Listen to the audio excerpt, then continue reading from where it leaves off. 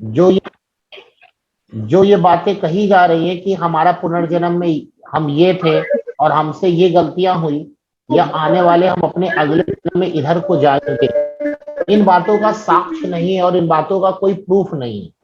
किताबों में फार्मूले लिखे हुए हैं और उस फार्मूले को हम लोग प्रयोग करके उससे संबंधित कुछ उपायों को बताते हैं, और ये देखा जाता है कि उससे संबंधित उपायों को करने से व्यक्ति में जो जिस क्षेत्र से संबंधित समस्या आ रही है या जिस क्षेत्र से संबंधित आप निदान करना चाह रहे हैं, जैसे अभी जो निदान हम लोग करेंगे वो पुत्र पुत्र भी संतान से संबंधित निदान है।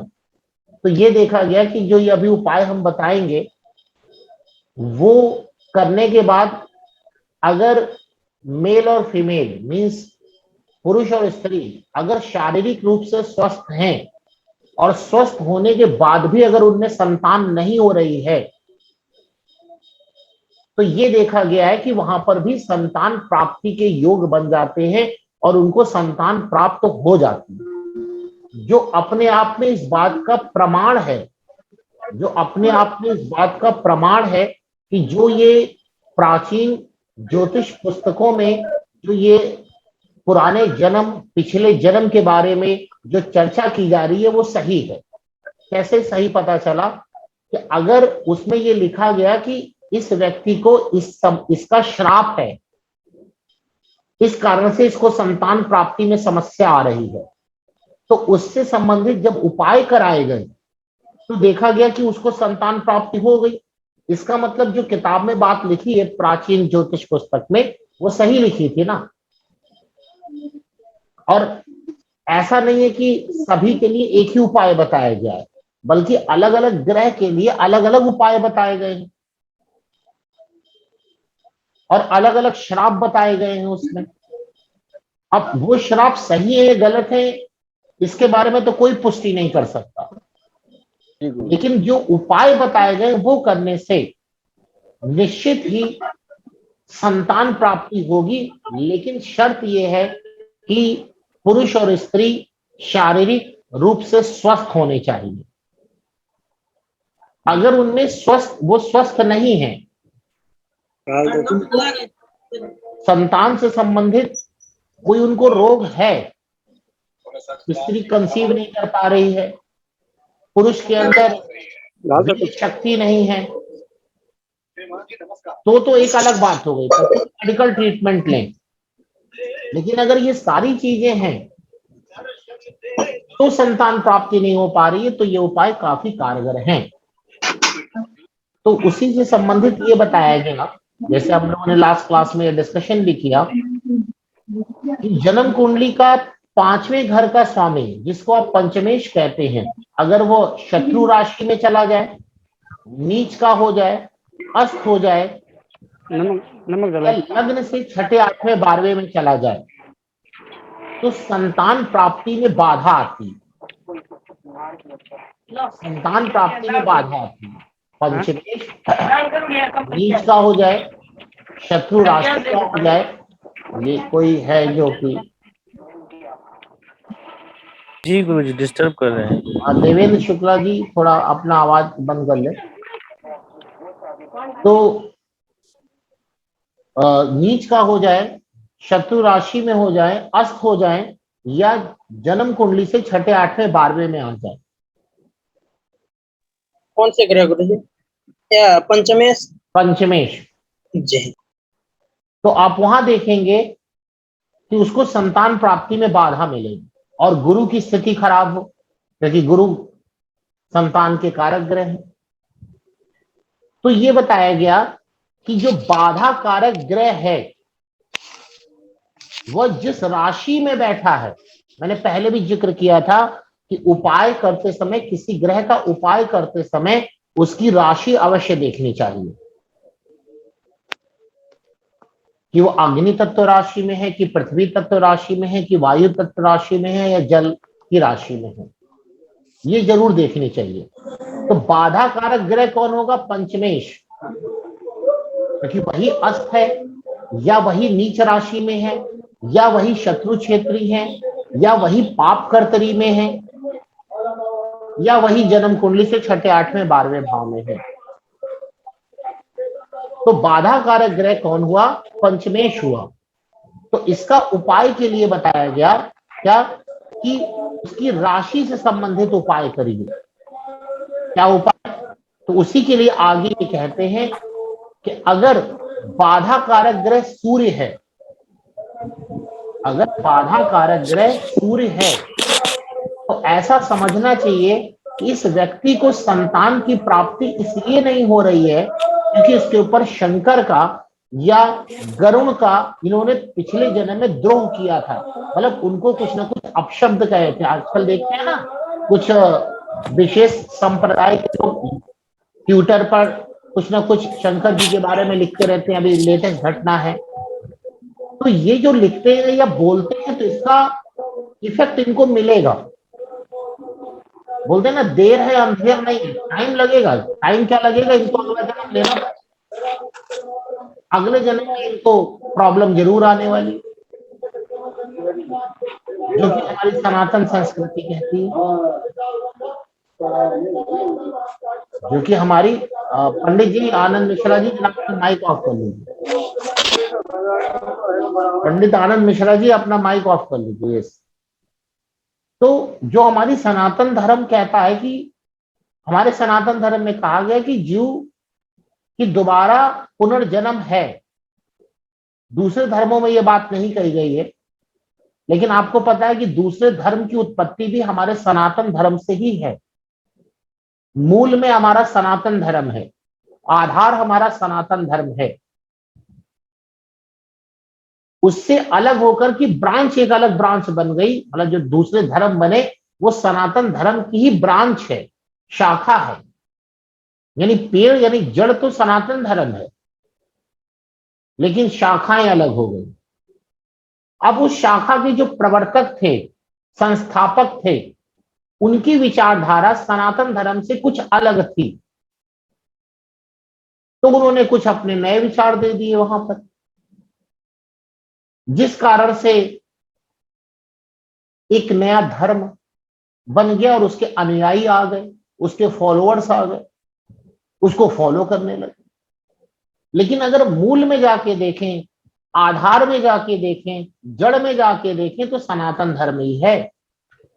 इसलिए अगर आप सारे धर्मों को जब पढ़ते हैं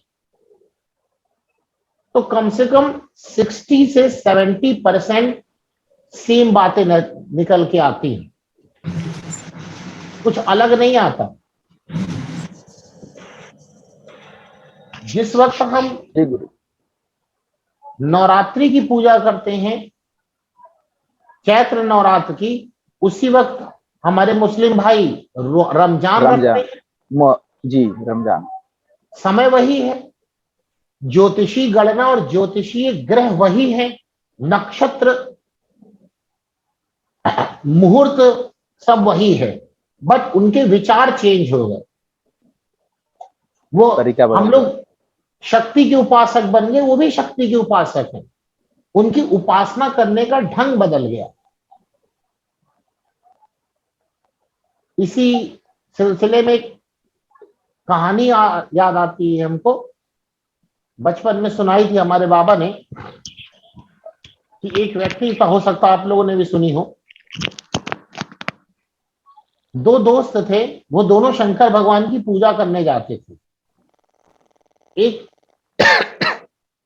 एक व्यक्ति जो सनातन धर्म से संबंधित पूजा है, जाप है, दूध चढ़ाना या जो भी बेलपत्र चढ़ाना, उस प्रकार की पूजा करता था। तो उसका दूसरा दोस्त, जब वो पहला दोस्त उस पूजा कर लेता था तो दूसरा दोस्त शंकर भगवान पे 2 जूता मारता था। दोनों ही अपनी पूजा करते थे। एक का पूजा करने का लक्ष्मीकांत तिवारी जी, आपका माइक खराब है तो अपना ऑफ कर लीजिए। लक्ष्मीकांत तिवारी जी, तो पहला दोस्त जब शास्त्र सम्मत के अनुसार जब पूजा करता था, तो वो पूजा होने के बाद दूसरा दोस्त उस पर 2 जूते मारता था। ये सिलसिला सालों चलता रहा। एक समय की बात है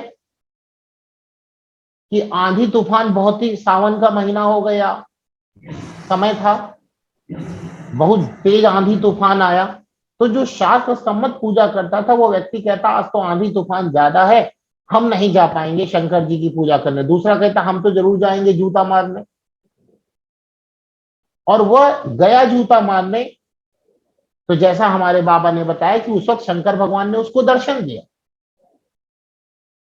कहने का तात्पर्य यह है कि आपकी पूजा का ढंग अब बदल सकता है, लेकिन नियम आचार विचार नहीं बदलने चाहिए। जी गुरु यानी जी। आपका जो नियम है वो नहीं बदलना चाहिए। कोई भी परिस्थितियां आए, अच्छी परिस्थितियां आए, बुरी परिस्थितियां आए, आपकी श्रद्धा होनी चाहिए। अब वो श्रद्धा का तरीका क्या है वो धर्म के अनुसार बदल सकता है। तभी हम लोग कहते हैं परमात्मा एक है, ईश्वर एक है,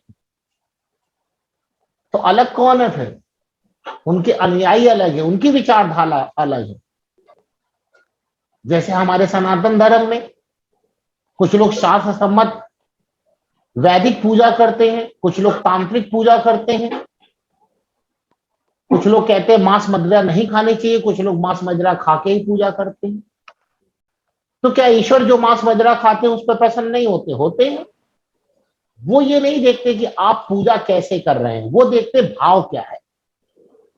जी गुरु जी, तो 3 प्रकार से इसी से पूजा होती भी। संबंधित अलग अलग धर्म के अलग अलग अनुयायी हुए, लेकिन उनका मूल आधार सनातन धर्म ही है, वो माने या ना माने।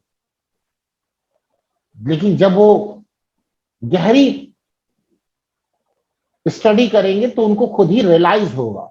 ये बात है, ये मैंने अपने जीवन में रियलाइज किया है, तो मैंने अपना एक ज्ञान वापी ने बता एक्सपीरियंस दिया गुरु जी। आपको बताया। जी जी गुरु जी।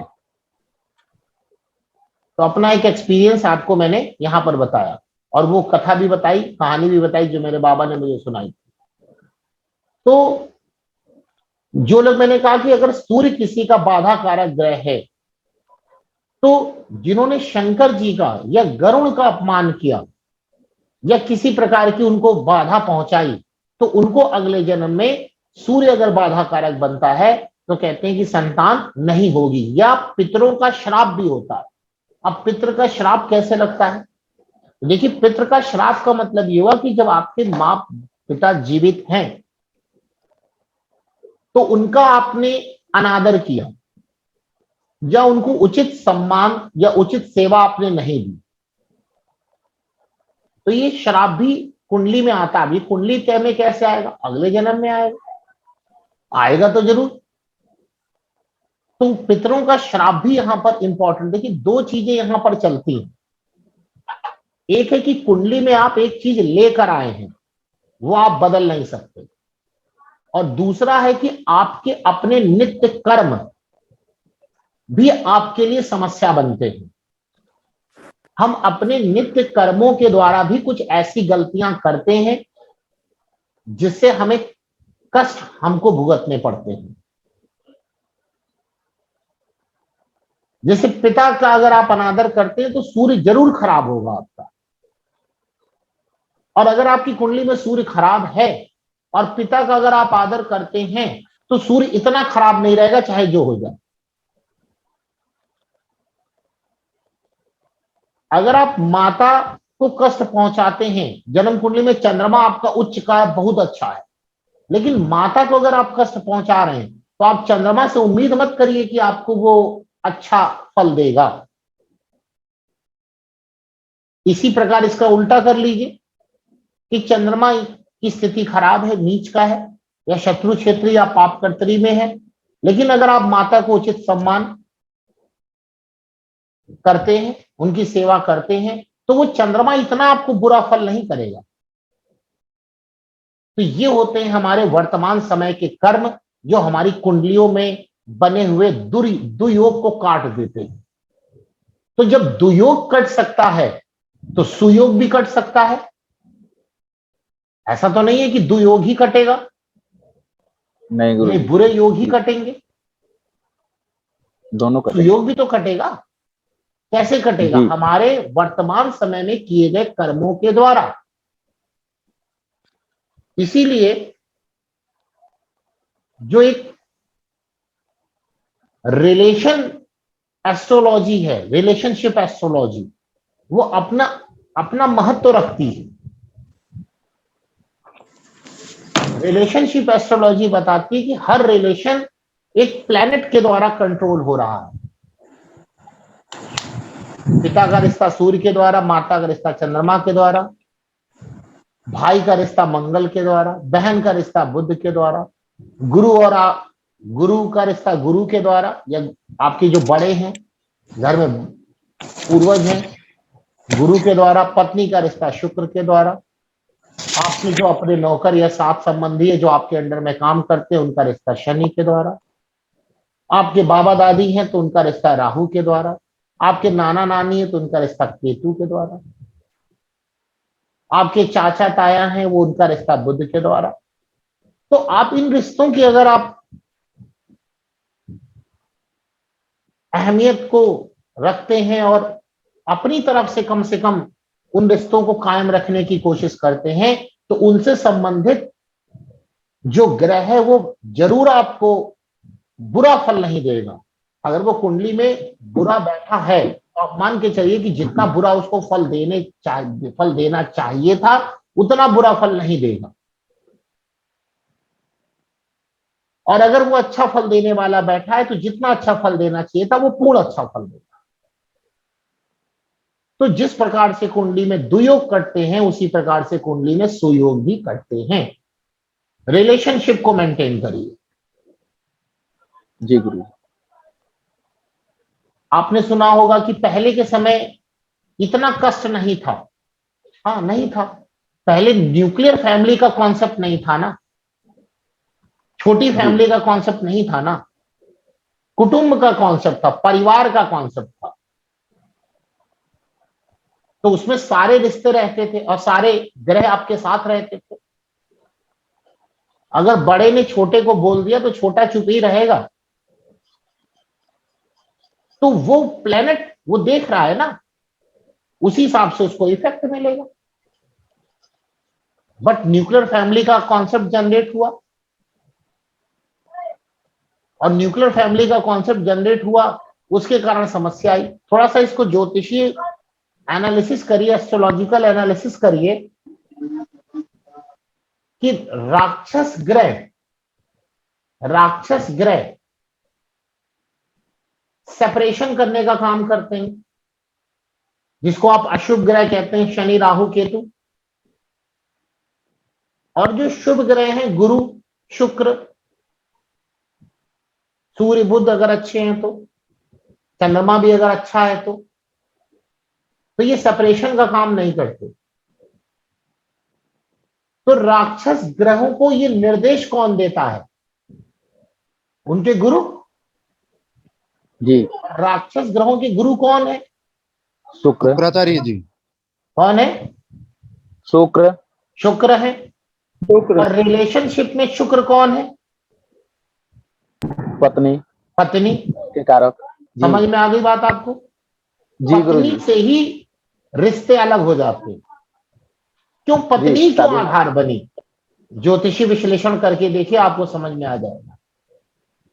भाई आजकल जो न्यूक्लियर फैमिली का जो कॉन्सेप्ट जनरेट हुआ कि आपने लड़के की शादी की, पिता ने अपने लड़के की शादी की, बहू आई और महीना भर भी नहीं हुआ कि सेपरेशन की स्थिति तैयार हो गई। क्या हुआ ऐसा जो कि वो बच्चा 25 साल 28 साल 30 साल तक अपने माँ बाप के साथ था, एक महीने में ऐसा क्या हो गया? तो आप किसको लेकर आए? शुक्र को लेकर आए। शुक्र कौन है? दैत्यों के गुरु हैं। तो दैत्य ग्रह हावी हुए और उन्होंने अपना काम चालू कर दिया। ऐसा होता था गुरु जी, अभी भी होता है संयुक्त फैमिली में। जी क्या बोल रहे सब जगह ऐसा है। हाँ जी बिल्कुल। आप देखिए ना, ज्योतिषीय एनालिसिस आप करेंगे तो आपको हर क्वेश्चन का आंसर मिल जाएगा। आपको हर क्वेश्चन का आंसर मिल जाएगा। तो शुक्राचार्य आप लेके आए हैं तो वहां तो फिर दिक्कत होगी फिर। लेकिन हम ये नहीं कह रहे कि सभी में ऐसा होता है, लेकिन ज्यादातर जो आजकल जो न्यूक्लियर फैमिली का जो कॉन्सेप्ट बना है उसके पीछे आधार शुक्र ही है, उसके पीछे आधार शुक्र ही है। अब जो शुक्र को ही सर्वस्व मानने लगेगा तो हाँ, तो फिर तो वहीं जाएगी राक्षसी प्रवृत्ति। तो मंत्री, शुक्र तो मंत्री है ना, फिर मंत्री अपना मंत्रित्व तो निभाएंगे, जी मंत्रित्व तो निभाएंगे अपना। तो हम लोग टॉपिक पर आते हैं कि अगर सूर्य पितरों का कारक है तो पितृ के श्राप से भी उसमें संतान बाधा आती है। तो फिर बताया गया कि इसका उपाय क्या किया जाए। जहां हमने बताया जहां समस्या है वही उपाय है। क्या उपाय है? श्राप किसका था सूर्य के कारण? पितरों का, पितरों का था, शंकर का था, गरुण का था। तो इन्हीं के उपाय करिए आप। अब बात आती कौन से उपाय करें, तो क्या मैंने बताया कि बाधा कारक ग्रह जिस राशि में बैठा है, बाधा कारक ग्रह जिस राशि में बैठा है उस राशि से संबंधित, उस राशि से संबंधित उपाय करिए। क्या, कौन सा तत्व ले लीजिए? सबसे आसान, अगर अग्नि तत्व राशि में है सूर्य, क्योंकि बाधा कारक ग्रह सूर्य है, हुए अगर पहला मैंने जो बताया, तो फिर आप हवन करवाइए। वायु तत्व राशि में है तो मंत्र उच्चारण करवाइए। जल तत्व राशि में है तो दान दिलवाइए या नदी में प्रवाहित कराइए सूर्य की चीजें। या पृथ्वी तत्व राशि में है तो उसके रत्न को पहनाइए। लेकिन रत्न पहनाते समय यह बात ध्यान रखनी है आपको कि रत्न पहने की, उपरत्न पहने की रुद्राक्ष पहने। रत्न ऐसे नहीं सजेस्ट किया जा सकता है, क्योंकि उसमें तो बहुत सारी चीजें आपको देखनी पड़ जाएंगी, उसमें बहुत सारी चीजें आपको देखनी पड़ जाएंगी। तो उसमें बताया गया कि आप उस वृक्ष की जड़ भी पहन सकते हैं, सूर्य से संबंधित जो वृक्ष है उसकी जड़ भी पहन सकते हैं। लेकिन रत्न, अब एक लोग से बात हो रही थी, वो कह रहे थे कि कोई सस्ता रत्न बताइए। तो भाई मेरे, सस्ता रत्न नहीं है, सस्ता और रत्न दो अलग अलग चीजें हैं। अगर वो सस्ता होगा तो रत्न कहां होगा, और रत्न है तो सस्ता कैसे होगा? क्यों? क्योंकि सुनते ना कि रत्न है, रत्न मतलब जो अमूल्य है, जिसका रेट तो ज्यादा होगा ही होगा। और अगर सस्ता है तो फिर वो रत्न नहीं हो सकता। ये ध्यान रखिएगा आप लोग भी, खरीदते समय भी ध्यान रखिएगा कि अगर कोई रत्न आपको जरूरत से ज्यादा सस्ता मिल रहा है तो वहां धोखा है। क्योंकि नाम ही है ना कि भाई ये रत्न है, रत्न मतलब जो अमूल्य है, तो रत्न कभी सस्ते नहीं होते। ये भी ध्यान देने वाली बात है। और अगर जरूरत से ज्यादा वो सस्ता है तो रत्न नहीं है। फिर क्या 10-10 रुपए से मिलने स्टार्ट हो रखे हैं गुरुजी। क्या चीज? जो रतन है 10-10 रुपए से मिलने स्टार्ट हो रखे हैं गुरुजी। रत्न, वो रत्न नहीं है ना, वो कांच है। ये कैसे, बहुत समय पहले हमारी एक मुलाकात हुई थी, एक व्यक्ति थे, वो पन्ना दे रहे थे पूरे की पूरे 500 रुपए और 1000 रुपए में। हमने कहा पूरा 500 रुपए में पन्ना? यार एकदम हाई क्वालिटी का पन्ना। तो हमने कहा हमको भी दिखाइए जरा। हमने देखा, जब उस पन्ने को पकड़ा और हमने देखा तो उसके अंदर कोई भी रेशा नहीं था। आप ध्यान दीजिएगा कि जो ट्रांसपेरेंट जो रत्न है उनमें रेशा होना चाहिए, जैसे आपको लगेगा अंदर कुछ जाल टाइप का, वो जरूरी है, वरना वो कांच है वो। क्योंकि कोई भी पृथ्वी पे मिलने वाली चीज जिसमें दाग नहीं, वो पृथ्वी पे मिली कैसे? ये रत्न की सबसे इंपॉर्टेंट प्रॉपर्टी होती है। तो उन्होंने बात में खुली, जब पूरी बात हमने समझी, उन्होंने भी समझाई, तो कहते देखिए बनाया कैसे जाता है, ये सिंथेटिक पन्ना है। हमने सिंथेटिक पन्ना मतलब क्या, आप इसको बताइए। कहते कांच है। बनाया कैसे? एक कांच लिया, दूसरा कांच लिया, बीच में ग्रीन कलर की लेयर डाल दी और उसको हाई कंप्रेस कर दिया, प्रेस कर दिया, मशीन के थ्रू प्रेस कर दिया, और एकदम क्लियर पन्ना है। उसको आप 10,000 में बेच दीजिए, 50,000 में बेच दीजिए, 1,00,000 में, वो कांच है। तो जो रत्न के अंदर क्या नहीं होंगे? रेशे नहीं होंगे, रेसे। या जिसको बोलते हैं जाल नहीं होगा, वो रत्न नहीं होगा। हाँ, लेकिन वही जाल ज्यादा है तो थोड़ा रेट कम होगा, जाल कम होता जाएगा रेट बढ़ता जाएगा, लेकिन जाल खत्म हो जाएगा अगर वो, तो रत्न भी खत्म हो जाएगा, रत्न भी खत्म हो जाएगा। ये ध्यान देने वाली बात है। अलग अलग राशि के कौन से है, वो जी इसका गुरु उपाय जी। क्या क्या है, वो आपने क्या अलग मार्केट अलग? में बेची हुई गुरु जी ऐसे जैसे ही। प्रति ये बताया गुरुजी- था आपने राशि के अलग अलग उपाय जो अभी गुरुजी, हाँ, एक बार वापिस बता दीजिए। एक बार ये वापस बता दो। पुस्तक है, ये हाँ। पुस्तक देखिए गुरुजी, कर्म विपाक, इस पर नक्षत्रों के आधार पर हाँ, बताया गया है, जो अभी आप बताए, पूर्व जन्म के कर्म कृत्य, संतान उत्पत्ति में बाधा और हाँ। उसके उपाय, यह सब लिखा गया है। जैसे रेवती नक्षत्र, अश्विनी नक्षत्र के प्रथम पाद, द्वितीय पाद, माने टोटली वर्णन किया गया है। तो नक्षत्रों के अनुसार वर्णन किया गया होगा, क्योंकि नक्षत्र से मिलकर ही तो राशि बनेगी, जी जी जी, नक्षत्र से ही तो वही मिलकर हम- राशि बनेगी। राशि जी। में मैंने ये बताया कि अगर अग्नि तत्व राशि है तो आप उसका हवन करिए। वो तो उपरतन भी नहीं है गुरुजी। हाँ जी, तो यह और अगर वायु तत्व राशि है तो मंत्र जाप करिए। जी जल राशि में आ रहा है तो उसकी चीजों को जल में प्रवाहित करिए या दान करिए, सूर्य की चीजों का। और अगर पृथ्वी तत्व राशि में है तब रत्न धारण करिए। अब रत्न बड़ा सोच समझ के धारण करना है, कोई भी रत्न ना पहन लीजिएगा, उपरत्न फिर भी ठीक है, क्योंकि रत्न तो भाई पावरफुल होंगे, वो आगे कभी इसकी और जिक्र करेंगे। इसी प्रकार से अगर चंद्रमा है, क्या अगर चंद्रमा है बाधा कारक ग्रह, तो चंद्रमा अगर बाधा कारक ग्रह हो जाता है तो माता अथवा किसी सधवा स्त्री, जो सुहागिन स्त्री होती है, उसको दुख पहुंचाने के कारण पुत्र संतान प्राप्ति में बाधा आ रही है। माता को कष्ट दिया है या किसी सधवा स्त्री को कष्ट दिया है या दुर्गा का श्राप लगा है, भाई स्त्री का श्राप हो गया, उसके कारण से संतान प्राप्ति में कष्ट आ रहा है, तो उसका उपाय क्या है? चंद्रमा का उपाय करिए। कैसे करिए? वही जो मैंने बताया, राशि के अनुसार। अग्नि तत्व राशि है, हवन करवाइए। जल तत्व राशि है, दान करिए। वायु तत्व राशि है, मंत्र जाप करिए। पृथ्वी तत्व राशि है, रत्न या उपरत्न धारण करिए। तो चंद्रमा का ये हो गया।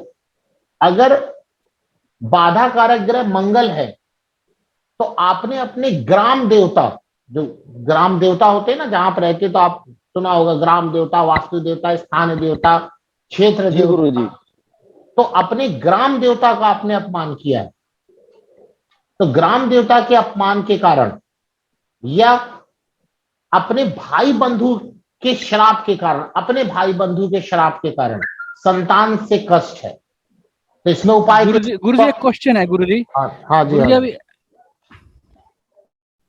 आप पूछ के पता नहीं कहां गायब हो जा रहे हैं। या तो आपकी आवाज कट रही है, हमारे तक नहीं पहुंच रही है। जी गुरु जी, उनका आवाज फिर दोबारा नहीं आ रहा है। हाँ, कुछ उनकी नेटवर्क प्रॉब्लम है, हो सकता है, पूछ लेंगे फिर। पहले भी उन्होंने एक दो बातें पूछी फिर गायब हो गए, तो लगता है नेटवर्क प्रॉब्लम है। तो अगर मंगल है तो भाई बंधु का कष्ट हो गया, श्राप हो गया, या ग्राम देवता का श्राप हो गया, इस प्रकार से। तो वहां पर भी आपको मंगल का उपाय करना होगा। कैसे करना होगा बता दिया मैंने। अगर बुध है संतान बाधा कारक, यानी पंचमेश कुल मिला के, पंचमेश अगर बुध हो गया, क्योंकि पंचमेश की स्थिति खराब है ना, तो पंचमेश यदि बुध हो गया, तो बुध हो गया तो फिर क्या होगा? तो आप समझिए कि बताया जाता है कि आपने पिछले जन्म में बिल्ली को मारा है। अब देखिए कितनी बातें सही है कितनी गलत है, ये तो कोई जाके देख नहीं पाएगा, क्योंकि कैसे पता चलेगा कि आपने बिल्ली को मारा कि किसको मारा। लेकिन ये प्राचीन पुस्तकों में लिखा है, तो इसको आप ऐसे एक लाइन में नहीं कह सकते ये गलत है। गुरुजी कल के वैज्ञानिक युग में तो आप कह सकते हैं कि मतलब आपको उसका तर्क चाहिए। गुरुजी यहाँ पे एक क्वेश्चन गलत है, नहीं, नहीं, आपने इसमें तर्क बताया क्या हो कि सकता है गुरुजी? पंचमेश या पंचम भाव ऋषि का के स्वामी मतलब को देखना है ना रिसर्चर गुरुजी। होता ही है। गुरुजी जैसे सूर्य सूर्य ललित जी आपकी आवाज कट रही है काफी, आप ऐसी जगह जहां नेटवर्क प्रॉब्लम है काफी। पंचमेश को देखना है ललित जी। बाधा कारक ग्रह तो वही होगा ना पंचमेश। तो अगर बुध है तो बताया जाता है कि बिल्ली को मारने के कारण कष्ट है, या मछलियों या अन्य प्राणी के अंडे को आपने हटाया होगा या कुछ भी किया होगा, इसके कारण संतान कष्ट आया। जो अंडे से जो बच्चा निकलने वाला है उसको आपने खत्म किया होगा, तो उसके कारण से यहाँ पे समस्या आ रही है। मछलियों को क्या मछली मारना है या मछलियों का कुछ और?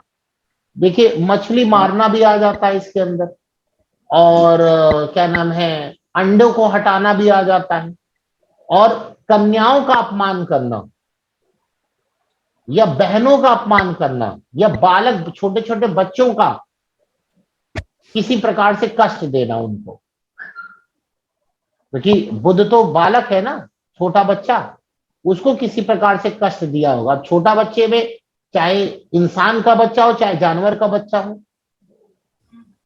उसको आपने कष्ट दिया है, तो इस प्रकार की चीजें यहां पर आ रही हैं। या बुध के कारक भगवान विष्णु भी होते हैं, तो विष्णु का अपमान किया होगा आपने,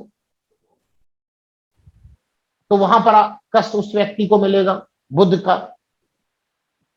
तो उसके लिए उपाय वही है कि बुध का उपाय करिए। कौन सा उपाय करिए मैंने बता दिया। इसी प्रकार जन्म कुंडली में अगर बृहस्पति के कारण से संतान बाधा आ रही है, तो उस व्यक्ति ने कोई फलदार वृक्ष को काटा होगा, क्योंकि बृहस्पति ना फल देने वाला वृक्ष, किसी फलदार वृक्ष को काटा होगा, या अपने कुलगुरु या अपने पुरोहित, अपने आचार्य, अपने गुरु का आपने कुछ अपमान किया होगा, या उनसे शत्रुता निभाई होगी आपने, इस कारण से आपको कष्ट मिल रहा है, तो फिर गुरु का उपाय करिए। इसी प्रकार से अगर शुक्र बाधा कारक ग्रह बन रहा है, तो फिर क्या है कि जो पुष्प वाले वृक्ष होते हैं, पुष्प वाले, उसको आपने काटा होगा, पुष्प वाले वृक्ष को काटा होगा, या गाय को नुकसान पहुंचाया होगा आपने, या धर्मपत्नी को आपने नुकसान पहुंचाया होगा। तो इनसे संबंधित आपको यहां पर क्या आ रहा है, कष्ट आ रहा है, तो इस चीज को लेना चाहिए। और फिर शुक्र का आप उपाय करिए, शुक्र का आप उपाय करिए। तो शुक्र को एक बार पुनः बता दीजिए गुरुजी। शुक्र का आपने बताया कि फूलदार वृक्ष, जिसमें फूल आए, फूलदार वृक्ष,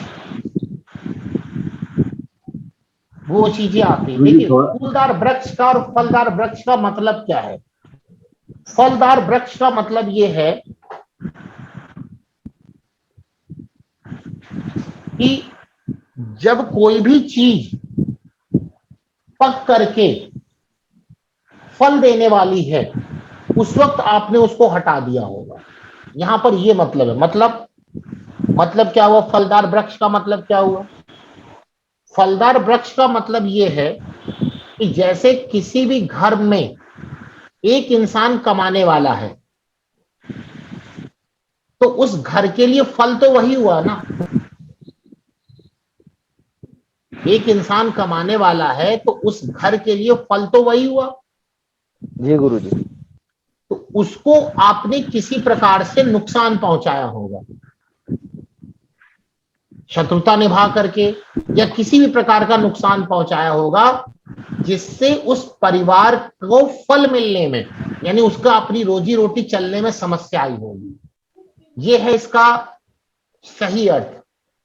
कहीं पे भी लिखा जाता है फलदार वृक्ष, तो फलदार वृक्ष का मतलब समझिए क्या होता है। तो गुरु इसमें तो ये है कि अगर किसी की नौकरी लगवा दे तो और अच्छा होगा। बिल्कुल एकदम सही है, आपका गुरु बहुत अच्छा होगा। ये गुरु का है या शुक्र का है गुरु जी? गुरु का है ये। गुरु का है, दोनों में फलदार अंतर वृक्ष क्या गुरु है? का है। दोनों में अंतर क्या है? फलदार वृक्ष है गुरु और पुष्प है शुक्र। अब अंतर क्या है ये बताते हैं। पहले फल का मतलब समझ में आ गया, फलदार वृक्ष का मतलब समझ में आ गया जी गुरु जी जी। कि जिसकी कमाई से उसका परिवार चल रहा है, तो वो व्यक्ति को आपने किसी प्रकार से नुकसान पहुंचाया, उसकी किसी तरह से नौकरी हटवा दी या कंप्लेन कर दिया, कुछ भी XYZ, आप लोग समझदार हैं, समझ गए होंगे, तो वहां पर गुरु जरूर खराब होगा, आपका गुरु जरूर खराब होगा। अब फूलदार वृक्ष का क्या मतलब है? फूलदार वृक्ष का मतलब यह है कि वह व्यक्ति, आपको पता फूल लगने के बाद ही तो फल आते हैं ना, जी गुरु फूल लगने के बाद ही तो फल आते हैं। तो फूल लगने के बाद ही फल आते हैं, मतलब कि एक घर में कोई भी ऐसा व्यक्ति जो अपनी तैयारी करके अपने परिवार का खर्चा चलाने वाला है लेकिन अभी नौकरी में नहीं आया, उसको आपने किसी तरह से नुकसान पहुंचाया। बोलते ना, आपने तो हमारे घर का चिराग ले लिया। वो है शुक्र, वो है शुक्र। तो फलदार वृक्ष और फूलदार वृक्ष की व्याख्या इस प्रकार से करनी चाहिए। कोई जरूरी नहीं कि फलदार कोई वृक्ष है उसको आपने काटा, ये तो किताबों में बात लिखी है, उसका सही मतलब आप समझिए क्या हुआ। जैसे बहुत सारे बच्चे पढ़ रहे हैं, आगे चलकर वो अपने घर का खर्चा संभालेंगे, उनको आपने किसी भी प्रकार से उनको नुकसान पहुंचाया जैसे या आपने मिसगाइड कर सही दिया हो। रास्ता नहीं दिखाया, तो ये फूलदार वृक्ष हुआ। समझ में आ गया? जी जी गुरु गुरु जी। जी। तो ये शुक्र है। बाकी शुक्र से साध्वी स्त्री जो होती है वो भी शुक्र है, पत्नी भी शुक्र है। लेकिन मैंने फलदार और फूलदार वृक्ष की व्याख्या करी है, जो ज्योतिषी सम्मत है उसके अनुसार व्याख्या करी है। तो उसके लिए आपको शुक्र का उपाय करना चाहिए। उसके लिए शुक्र का उपाय करना चाहिए। कैसा उपाय करना चाहिए मैंने आपको बता दिया। अगर शनि आपका संतान बाधा कारक बना है, शनि, तो आप ये समझिए कि पीपल के पेड़ को आपने कटवाया होगा, पीपल के पेड़ को आपने कटवाया होगा, तो पिशाच, प्रेत, इन सब का श्राप आपको लगा हुआ है। अब यहां पे पिशाच, प्रेत, ये सब का क्या मतलब हुआ? इन सब का मतलब ये हुआ, शनि किसके कारक है? आपके अपने जो नौकर हैं उनके कारक हैं। उनको आपने किसी तरह से तंग किया होगा, जो आपके अंडर में या आपके यहां जो काम करने आते हैं उनको आपने परेशान किया होगा। तो शनि फिर यहां पर बाधा कारक बन गया, शनि यहां पर बाधा कारक बन गया। और बताते हैं कि शनि के श्राप मृत आत्माओं का श्राप भी होता है, मृत आत्माओं का श्राप भी होता है। लेकिन देखिए, जो मृत आत्मा श्राप है, प्रेत का श्राप, पिशाच का श्राप, ये तांत्रिक शब्द है। वैदिक शब्द में आप इसको इस प्रकार से समझें जो मैंने बताया कि आपके घर में जो काम करने वाले लोग आते हैं उनको आपने किसी तरह से नुकसान पहुंचाया होगा, या जिसमें भी ये कुंडली में समस्या है शनि के कारण उसने नुकसान पहुंचाया होगा, ये मतलब। अब इसी को तांत्रिक शब्द में कहेंगे तो कहेंगे प्रेत आत्मा है या मृत आत्मा का आपको श्राप मिला है। आप ऐसा सुनते होंगे ना, ये किताबी भाषाएं हैं। लेकिन उनको देश काल पात्र के अनुसार लगाएंगे तो ये मतलब हुआ, देश काल पात्र के अनुसार लगाएंगे तो ये मतलब हुआ। भाई आजकल आप बोलेंगे कि आपके ऊपर प्रेत श्राप है तो सब लोग हंसने लगेंगे। तो हंसने का मतलब, क्योंकि उसको आज के समय में उसकी व्याख्या करनी है। तो शनि का मतलब ये है कि जो आपके घर में काम करने वाले लोग हैं, आपके नौकर हैं, आपकी सेवा करते हैं किसी भी प्रकार से, उनको आपने कष्ट पहुंचाया होगा, तो ऑटोमेटिक शनि का श्राप वहां पर आता। तो शनि के, तो अब देखिए जो मैं लोग बता रहा हूं ना, कोई जरूरी नहीं कि आप ये उपाय मंत्र उच्चारण ही करें या दान ही करें या रत्न ही पहने। जो मैं उनके साथ व्यक्ति का संबंध निकाल रहा हूं, उनकी भी अगर आप किसी भी प्रकार से सहायता करते हैं तो भी ये ग्रह आपके लिए ठीक हो जाते हैं। जैसे जो मैंने बताया शनि के बारे में, जो भी आपके अंडर एम्प्लॉय हैं, नौकर हैं आपके लिए जो काम करते हैं, उनको आप हमेशा खुश करिए तो आपके लिए शनि ठीक रहेगा। ये चीज है।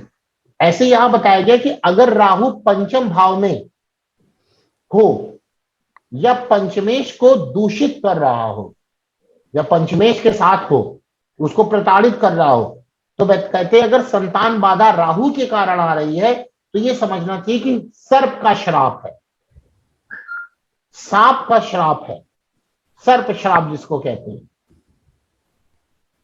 यानी कि जो रेंगने वाले जो जीव जंतु उसको आपने कष्ट पहुंचाया होगा, उसके कारण से ये चीजें समस्या आ रही है। और अगर केतु का श्राप है तो सबसे खतरनाक श्राप केतु का ही माना जाता है, क्योंकि केतु ब्राह्मण है और उसका जल्दी उपाय नहीं हो सकता। तो ब्राह्मणों का जो अनादर किया गया होगा, ब्राह्मण कौन होते हैं आप जानते हैं? ब्राह्मण मीन्स टाइटल ब्राह्मण की बात नहीं कर रहे हैं कि किसी के आगे दुबे पांडे त्रिपाठी लिखा है तो वो ब्राह्मण होगा। कर्म से ब्रह्म का जिसको ज्ञान हो, कर्म से ब्रह्म का ज्ञान हो, ब्रह्म का ज्ञान हो, भले उसके आगे कुछ भी वर्ड लगा हो, शब्द ब्रह्म, शब्द का ज्ञान हो, शब्द का ज्ञान, ज्ञानी व्यक्ति हो, उसको ब्राह्मण कहा गया। जिसके अंदर सोचम संतोष साधन, जो ब्रह्म को जानने वाला हो वो है ब्राह्मण। तो इसका अगर आपने अपमान किया है तो ऑटोमेटिक यहां पर प्रॉब्लम आती है। ये गुरुजी राहु का बताने के बाद क्या बताया आपने? सर्प का, सर्प का। ठीक है सर जी। तो जो पुत्र उत्पत्ति में जो ग्रह बाधा कर रहे हैं उनके उपाय से, अगर वो पुरुष और स्त्री शारीरिक रूप से स्वस्थ हैं, उनका मन है संतान उत्पत्ति करने का और वो शारीरिक रूप से स्वस्थ हैं, तो इस प्रकार के उपायों से उनको शांति मिलेगी और वो संतान उत्पत्ति हो जाएगी। कब हो जाएगी? जब गुरुजी आपको दशा अंतरदशा और गोचर बताया था, होगी तो उसी समय ही होगी। ऐसा नहीं कि आप करने लगे तो दशा अंतरदशा और गोचर को वो काट देगा, नहीं। कोई भी उपाय फल देगा कब?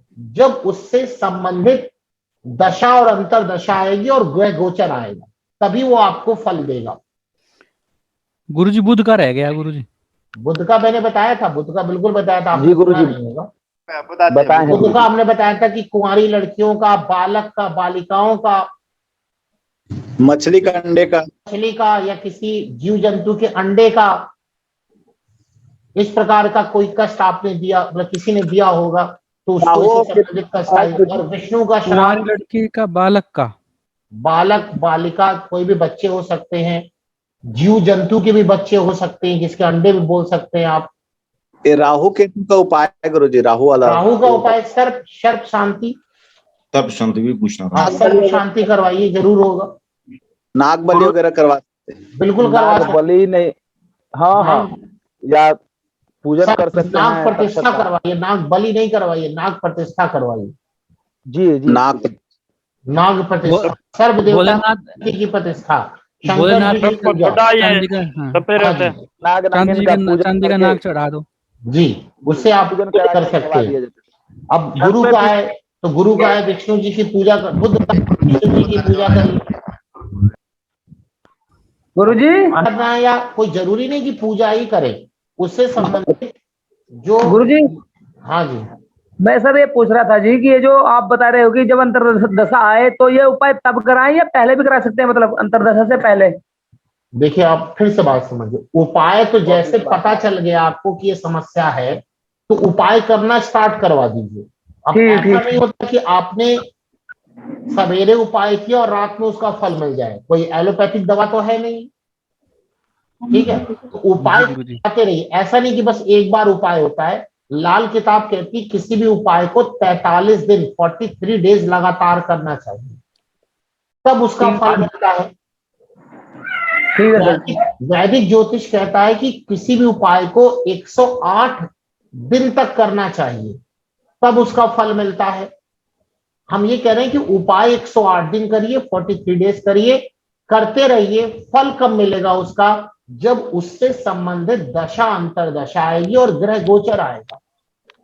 हाँ जी गुरुजी, छत पे लगे पीपल को हटाने से कुछ वो क्या?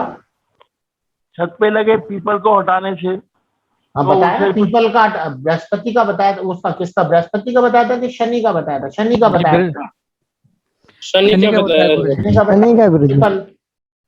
पर वो गुरुजी भी अगर हो तो हटवाना पड़ता है, फिर तब जी भी नुकसान। क्या? अगर छत पे लगा हो पीपल का वृक्ष छोटा सा, तो उसे हटवाने में भी प्रॉब्लम होगी फिर। बिल्कुल होती है, लेकिन उसको हटाने की विधि होती है। जैसे आप उपायों में आपने सुना होगा कि हम किसी भी पेड़ पौधे की जड़ पहनते हैं। जड़ पहनने का क्या प्रोसीजर है, क्या विधान है, बताएंगे? नहीं गुरुजी, ये तो नहीं। तो जिसकी जड़ पहननी होती है, जी। ये मैं इसलिए बता रहा हूं कि यही चीज वहां पे भी लगेगी। तो उसको पहले आप जड़ ढूंढ लीजिए कि वो पेड़ कहां पर है। जिस दिन आपको जड़ अपने घर में लानी है, उससे पहले एक दिन आप जाइए, उस पेड़ की पूजा करिए, जल अर्पित करिए, धूप बत्ती जलाइए, दीपक जलाइए और उनसे प्रार्थना करिए कि कल हम आपको लेने आएंगे, आपको अपने इस कार्य के लिए हम आपको उपयोग कर रहे हैं। तो आपको जो कष्ट हो रहा है इसके लिए मैं क्षमा प्रार्थी हूं, लेकिन आपके इस कष्ट के कारण मेरा ये कष्ट कट जाएगा, जो वैदिक ज्योतिष में विधान बताया है। तो आप जड़ करके आइए। दूसरे एक दिन पहले आप उनको एक निमंत्रण दे के आएंगे और अपनी समस्या बताएंगे। जी। दूसरे दिन जाएंगे तो उस जड़ को लेकर आएंगे, फिर उसकी पूजा पाठ करके पहनेंगे। सेम चीज इसी प्रकार से कोई भी अनवांटेड, यानी कि अवांछनीय, हिंदी में क्या बोलते हैं? अवांछनीय बोलते हैं। अवांछित। जी, जो जरूरत नहीं है और ऐसे पेड़ पौधे लगे हुए हैं जिसको हमारे वैदिक ज्योतिष या वैदिक सनातन धर्म में पूजनीय पेड़ मानते हैं। बरगद का पेड़, पीपल का पेड़, तुलसी का पेड़, और आप वहां से उनको हटाना चाहते हैं तो पहले उनकी आप पूजा करिए, किसी योग्य ब्राह्मण से पूजा करवाइए, उनको अपनी समस्या बताइए कि हम इसलिए आपको हटा रहे हैं, और फिर उनको हटाने का, और हटाते समय भी ये ध्यान देना है कि कोई धारदार वस्तु से उनको काटिए नहीं। ये है सही विधान। तो अगर इस विधान से आप कोई भी पेड़ हटाते हैं या छत पे लगा हुआ पेड़ है तो आपको फिर कष्ट नहीं होगा। और एक दिन आप सवेरे उठे, उठा के फावड़ा चालू हो गए या चाकू चालू हो गए तो फिर तो कष्ट ही मिलेगा ना। समझ में आ गया? पीपल के पेड़ को तो ये सही कहा विधान। जाता है कि सिर्फ संडे को उखाड़ना चाहिए। अब उसके लिए भी अलग अलग दिन बताए गए कि कौन सा पेड़ किस दिन उखाड़ना चाहिए और किस दिन नहीं उखाड़ना चाहिए। उसके लिए गुरुजी दिन कहाँ बताए। पर होता जी, है? हाथ में पहनना कहाँ पर होता है? जड़ को कहाँ पहनना होता है, हाथ में या गले में? डिपेंड करता है कि वो कहाँ से आप उसका उपाय कर रही हैं। लेकिन जड़ आपको 2 महीने के अंदर बदल देनी होगी। ठीक है। जड़ कभी भी परमानेंट नहीं होता ना उपाय, इसीलिए तो जड़ ज्यादा महंगी पड़ती है। रत्न ही एक ऐसा है जिसको आप परमानेंट लंबे समय तक पहन सकते हैं। जड़ 1 से 2 महीने में बदली जाएगी। जी गुरुजी। ये ध्यान रखना है कि ये जड़ नहीं आपने एक जड़ पहन ली, या कुछ लोग हल्दी की गांठ बृहस्पति के लिए पहन लेते हैं और जीवन भर पहने रहते हैं। नहीं, 15 दिन बाद बृहस्पति की गांठ, हल्दी की गांठ बदल देनी चाहिए। और ऐसे नहीं कि कोई भी गांठ उठा के पहन ले, पहले उसमें भी वही सेम प्रोसीजर आपको लगाना होगा। सेम प्रोसीजर आपको जी, पहले उनको अपनी समस्या बताइए, फिर उसी प्रकार से हो। जी गुरुजी, ये जो आप ये उपाय बता रहे हैं पंचम भाव के, तो इस टाइप से बता रहे हैं। मैं एक बार थोड़ा समझना चाह रहा था कि जैसे एग्जांपल पंचम भाव में 5वीं राशि है गुरुजी, सिंह राशि हो गई, तो सूर्यदेव उसके अधिष्ठात्री हो गए। पंचमेश हाँ जी, पंचमेश सूर्य हो गए, तो उस सूर्य का उपाय करना है। नहीं, किसी भी राशि पंचमेश अगर जहाँ बैठे हैं, नहीं बात सुनिए आप, पंचमेश अगर शत्रु क्षेत्री है, नीच के हैं, या अस्त हो गए हैं, या पाप कर्तरी में आ गए, तो वो संतान बाधा पहुंचाएंगे। तब आपको उस ग्रह का उपाय करना है, और उस ग्रह का उपाय राशि के अनुसार। अब मान लीजिए पंचमेश किसी के सूर्य हैं और किसी प्रकार से वो खराब हो गए हैं, और मान लीजिए कि सूर्य जो है मेष राशि में बैठे हुए हैं उच्च के, ये तो खराब नहीं हुए, तुला राशि में बैठे हैं नीच के, तो आपको सूर्य का उपाय करना है किसके अनुसार? तुला राशि के अनुसार। अब तुला राशि 3, 7, 11 क्या वायु तत्व राशि है जी जी। अब वायु तत्व राशि है तो मंत्र उच्चारण करिए। जी गुरु जी, समझ गया गुरु जी। ठीक है। एक Thank बात you, में और गुरु जी। बताएंगे, जैसे मैंने अभी बताया कि अब जैसे सूर्य है तो सूर्य का उपाय आप पिता की सेवा भी कर सकते हैं ना, तो कब पिता की ये सेवा वाला भाव कहां से आएगा? जब या तो पृथ्वी तत्व राशि में पड़े वो ग्रह या जल तत्व राशि में पड़े, तब जो है उससे संबंधित जो रिलेशन है उनके उपाय करना कारगर होता है। जैसे सूर्य मान लीजिए वृश्चिक के आ गए तो सूर्य का दान दीजिए या पिता की सेवा करिए, ज्यादा ये अच्छा होता है। ठीक है, समझ में आई बात आप लोगों को? जी गुरु जी। केतु का उपाय गुरु जी? केतु का उपाय तो सबसे बढ़िया बताया भाई, पितरों को प्रश्न करिए और ब्राह्मणों की सेवा करिए।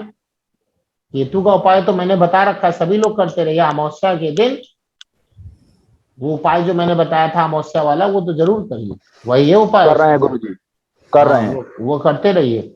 महीने में एक बार आपका 200 से 250 रुपए खर्चा होता है, लेकिन वो इतने आपको पैसे दे देगा कि आप वो 200-250 आपके व्यर्थ नहीं जाएंगे। और गुरु जी बुध के लिए पिछली बार विष्णु किए भगवान हैं की और पूजा हर एक महीने में परिस्थिति बदल गया है। बिल्कुल क्या बोल रहे हैं आप? बुध के लिए बिल्कुल जो विष्णु भगवान की पूजा बुधवार के दिन भगवान की पूजा करिए, हमेशा करते रहे, सिर्फ बुधवार को करें या पूर्णिमा को दान करिए? वो आपके ऊपर डिपेंड करता है कैसे आप करते हैं। आप उसके लिए देखिए नियम बताए गए, डेली कर सके सबसे अच्छा, हफ्ते में 1 दिन कर सके थोड़ा कम अच्छा, महीने में 1 दिन कर सके, साल में 1 दिन कर सके, ये आपकी अपनी अवेलेबिलिटी के ऊपर है, लेकिन करें जरूर उपाय। जी गुरु। गायत्री जाप भी करवाते हैं गुरु जी? हाँ जी, गायत्री जाप भी करवाते हैं ना, पूर्वजों की शांति के लिए, पूर्वजों की शांति के लिए। पितृ गायत्री, हाँ पितृ गायत्री बिल्कुल करा सकते हैं, बिल्कुल करा सकते हैं। जी जी। लेकिन गुरु जी ऐसा वर्णन है पितृ गायत्री का जप वगैरह का? हाँ जी, ऐसा कहीं वर्णन है? हमको तो अभी तक नहीं मिला है पितृ गायत्री का। पितृ शांति करवा सकते हो, पितृ शांति के लिए गायत्री जाप करवा सकते हैं। श्राद्ध पितृ, और ये श्राद्ध में करवाना चाहिए, जो श्राद्ध चलते हैं ना 15 दिन के लिए, पितृपक्ष जी हाँ, उसमें हो सकता है, समय किया जाता है। और गुरु जी गरुड़ पुराण का भी तो जाप होता है, पाठ पठन होता है ना गरुड़ पुराण का, तो गरुड़ पुराण का भी तो पठन होता है ना गुरु जी? वो तो मतलब कि जब किसी की मृत्यु हो जाती है तो मृत्यु होता है, जो उसके घर में शोक रहता है ना, शोक का समय चलता है, तो उस वक्त करना चाहिए, उस वक्त करना चाहिए। मतलब कि दाह संस्कार हो जाए, दाह संस्कार के बाद से स्टार्ट करके 10वें से पहले 10वें दिन तक खत्म हो जाना चाहिए। जी जी गुरु जी। दाह संस्कार के तीसरे दिन से चौथे दिन से चालू करते हैं शायद। तीसरे चौथे, वही दाह संस्कार के बाद तीसरे चौथे से स्टार्ट होकर 10वें दिन खत्म हो जाना चाहिए। 10 कर्म या 13 तक खत्म कर देते हैं, और 10वें दिन खत्म कर दीजिए, क्योंकि एकादशा लोग कराते हैं, फिर द्वादशा कराते हैं, फिर 13वीं करवाते हैं, तो उससे पहले आप खत्म कर सकते हैं। कुछ लोग 13वीं से पहले द्वादशा वाले दिन खत्म करते हैं, तो मतलब कहने का मतलब 13वीं तक खत्म करना ही पड़ेगा आपको। तो चतुर्थ से शुरू कर दे और 10वीं तक खत्म करें, स्टार्ट कर दे उसको तीसरे चौथे दिन से। गुरु जी गुरु बताया था, उसमें किसकी पूजा करने का बोला था? गुरु की बृहस्पति की पूजा करिए। ठीक है। भगवान विष्णु की करिए। विष्णु की करिए। विष्णु वैसे बुध के हैं, विष्णु जो है वो बुध के हैं। अपने गुरु की सेवा करें। गुरु जी बुध के तो गणेश भी हैं। बुध के, हाँ गणेश भी हैं, ठीक है, विष्णु भी बुध के ही हैं। सबसे कठिन उपाय केतु का ही होता है, लेकिन उसका भी सबसे सरल उपाय बता दिया मैंने।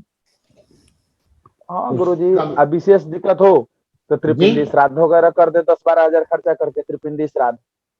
क्या बोले? माने केतु त्रिपिंडी विशेष श्राद्ध। खराब हो तो त्रिपिंडी श्राद्ध कर दे, ये कभी भी हो त्रिपिंडी सकता है। श्राद्ध वही उस वक्त कराया जाता है, श्राद्ध के समय करवाया जाता है। नहीं गुरुजी, ये अलग है, ये कभी भी हो सकता है। अब आइए और इसके आगे चलते हैं। ये उपाय वाला आप समझ में आ गया आपको ना? जी गुरुजी, जी जी। संतान प्राप्ति कब होगी ये तो मैंने बता दिया। अब अगला यहां पर आता है कि पुत्र होगा कि पुत्री होगी, ये कैसे निकाला जाता है।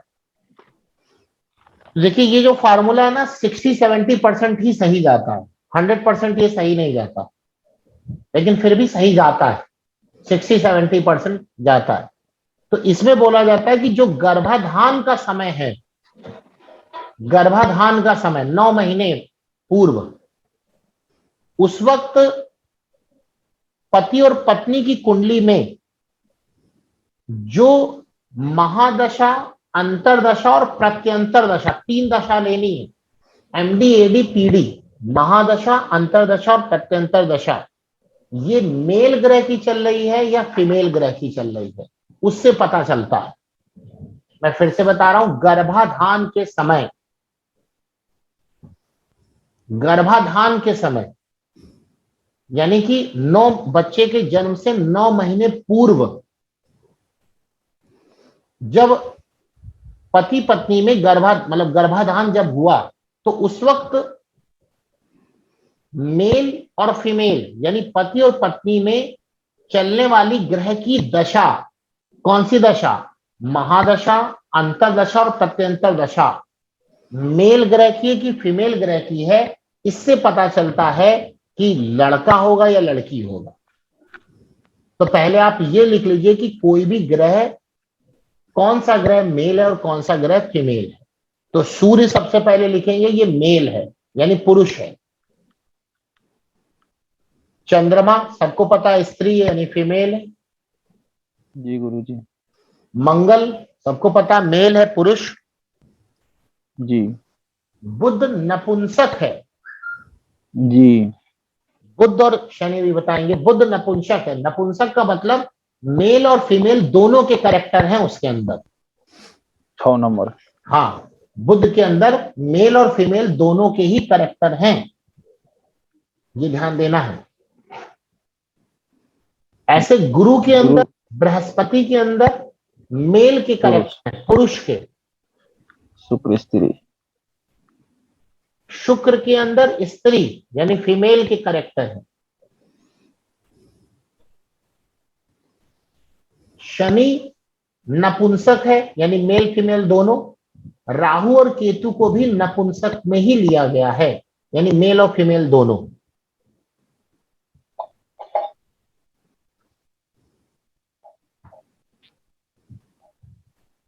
ठीक है, फिर से बोलना है कि सबने नोट कर लिया? हो गया गुरुजी।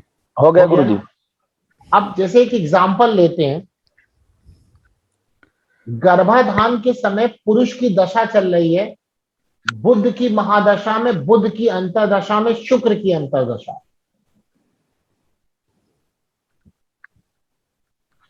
इसकी चल रही है, हमें 3 दशा से मतलब है, महादशा, अंतरदशा और प्रत्यंतर दशा। अब मान लीजिए गर्भाधान के समय दशा जो चल रही है बुध की महादशा में, बुध की अंतरदशा में, शुक्र की अंतरदशा, लड़की तो होगी। इस व्यक्ति के जो संतान होगी, इस व्यक्ति की, वो मेल होगी कि फीमेल होगी, कैसे निकाला जाएगा? तो देखिए, बुध क्या है, नपुंसक है, उसमें मेल और फीमेल दोनों के कैरेक्टर हैं। जी गुरुजी। तो आप बुध के नीचे मेल और फीमेल दोनों लिख दीजिए। महादशा में, महादशा में लिख दीजिए, महादशा में इसको लिख दीजिए आप, है ना? जैसे यहाँ पे आप इसको देख सकते हैं, मान लीजिए बुध है, बुध मतलब मरकरी हो गया, मरकरी। और ये क्या है, ये मेल और फीमेल दोनों के कैरेक्टर है इसके अंदर, मेल और फीमेल। पानी कहाँ चला जाता है, मेल फीमेल दोनों के कैरेक्टर हो गए। ठीक है, ये क्या है, ये आपकी थी एमडी थी, एमडी मतलब महादशा। MD।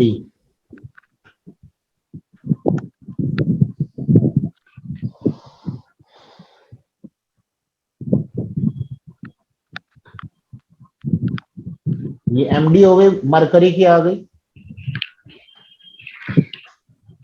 उसके बाद जो अंतरदशा चल रही है, अंतरदशा, वो भी हमने बताया किसकी चल रही है अंतरदशा? बुध की। बुध की चल रही है, तो AD। अरे ये पता नहीं क्या हो जाता है।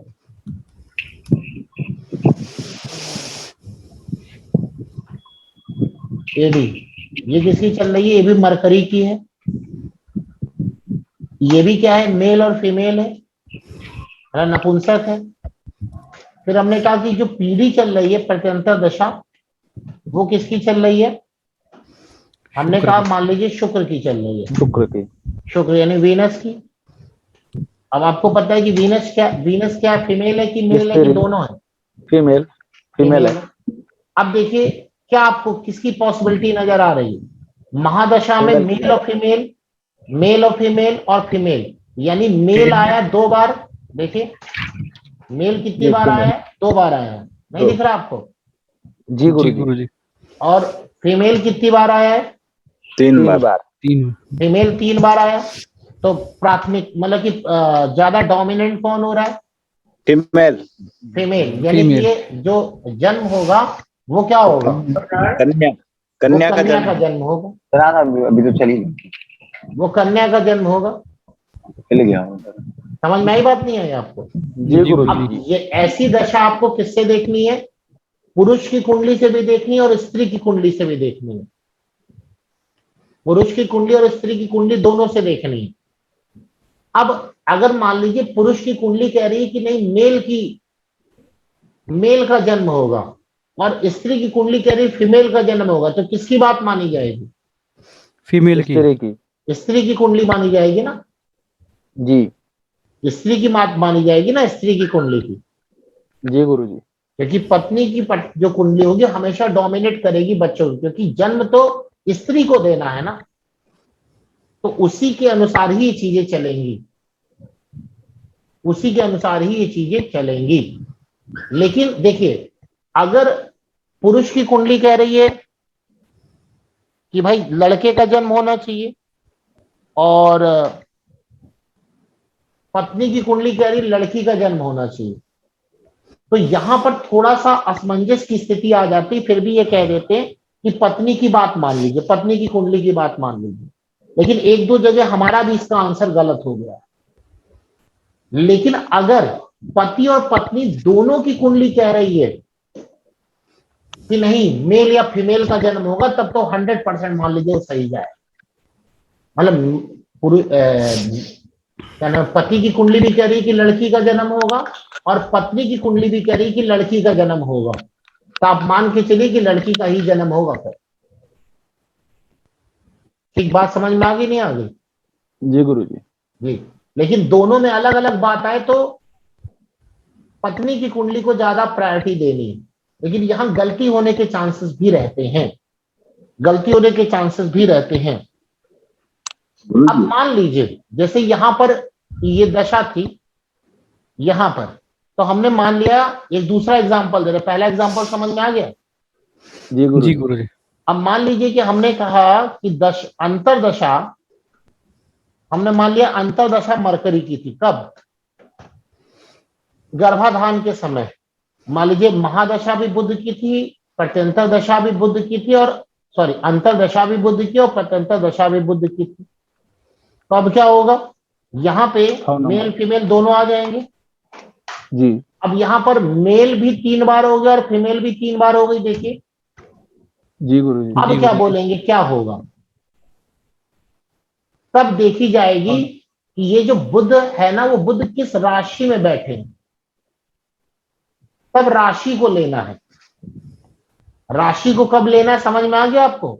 जब मेल और फीमेल दोनों की पॉसिबिलिटी बराबर आए, दोनों की संभावनाएं बराबर है। जैसे ये एग्जाम्पल है, इस एग्जाम्पल में मेल भी 3 बार आ रहा है और फीमेल भी 3 बार आ रहा है, दोनों की पॉसिबिलिटी बराबर आ रही है। तो अब क्या किया जाएगा, तो अब हमें राशि लेनी पड़ेगी, राशि।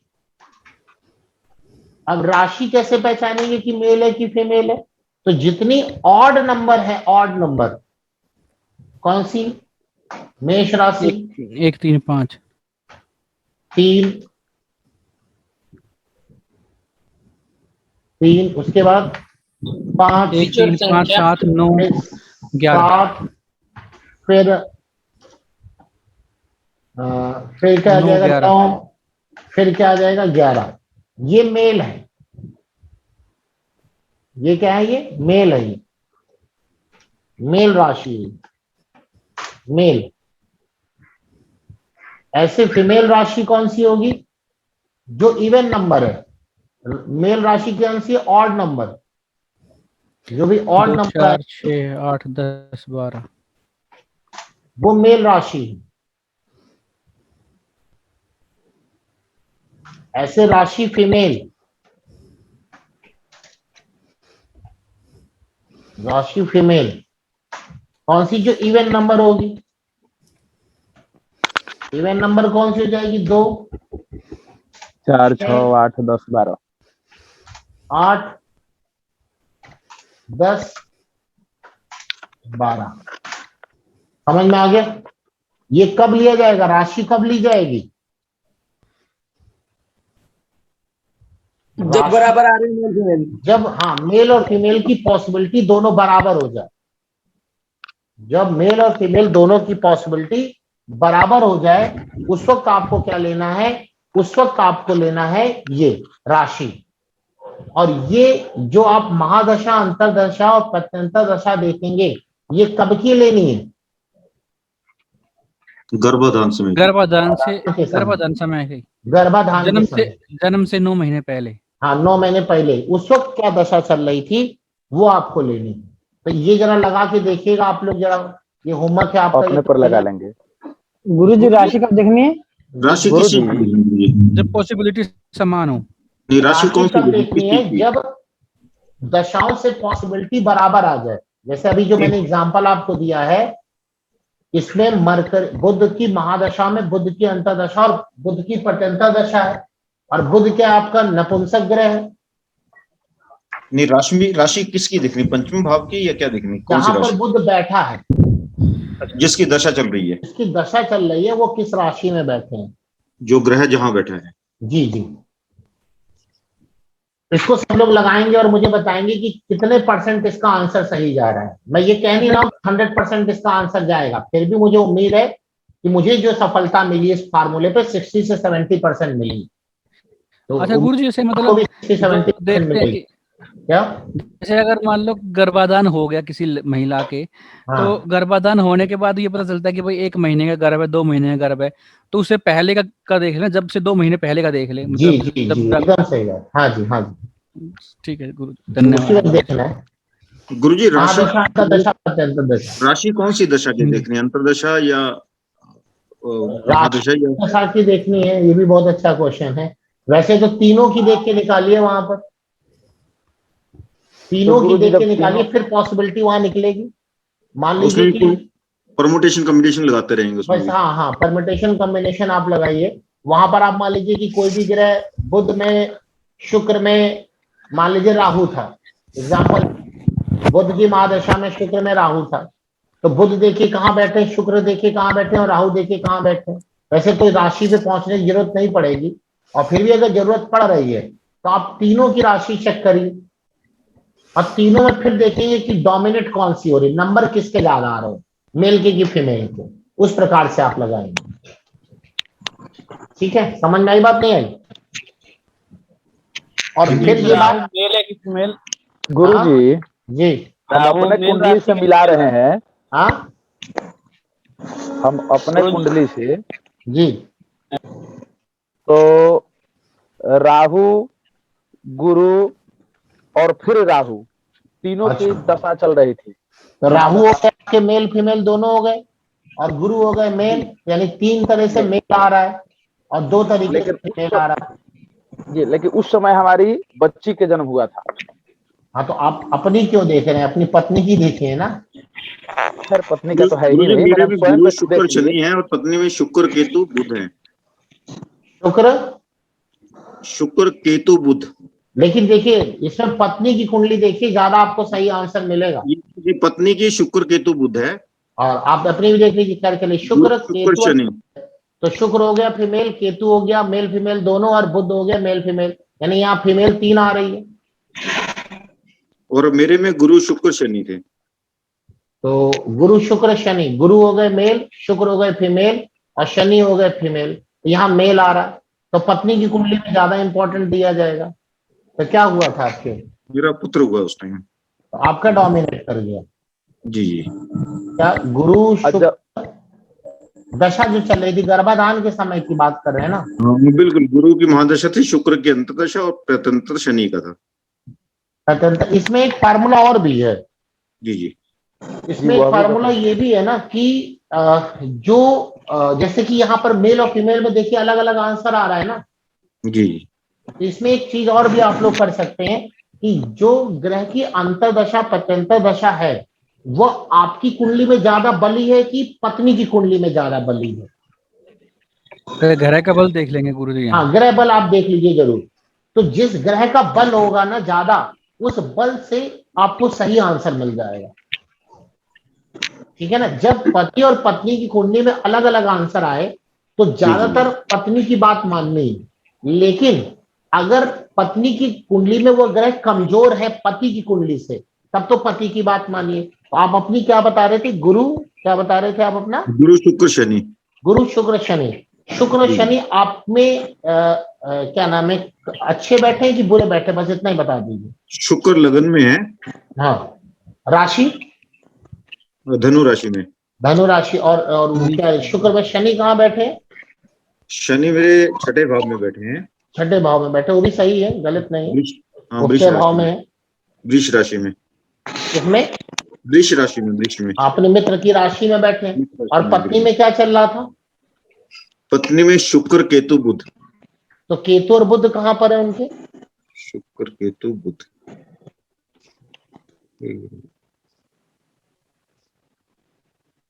शुक्र केतु बुध। केतु नवम में है। अच्छा, किस राशि में है? वृष में। वृष में है। जी जी। तो वृष में केतु मैंने क्या बताया था, अच्छे होते हैं कि बुरे होते हैं?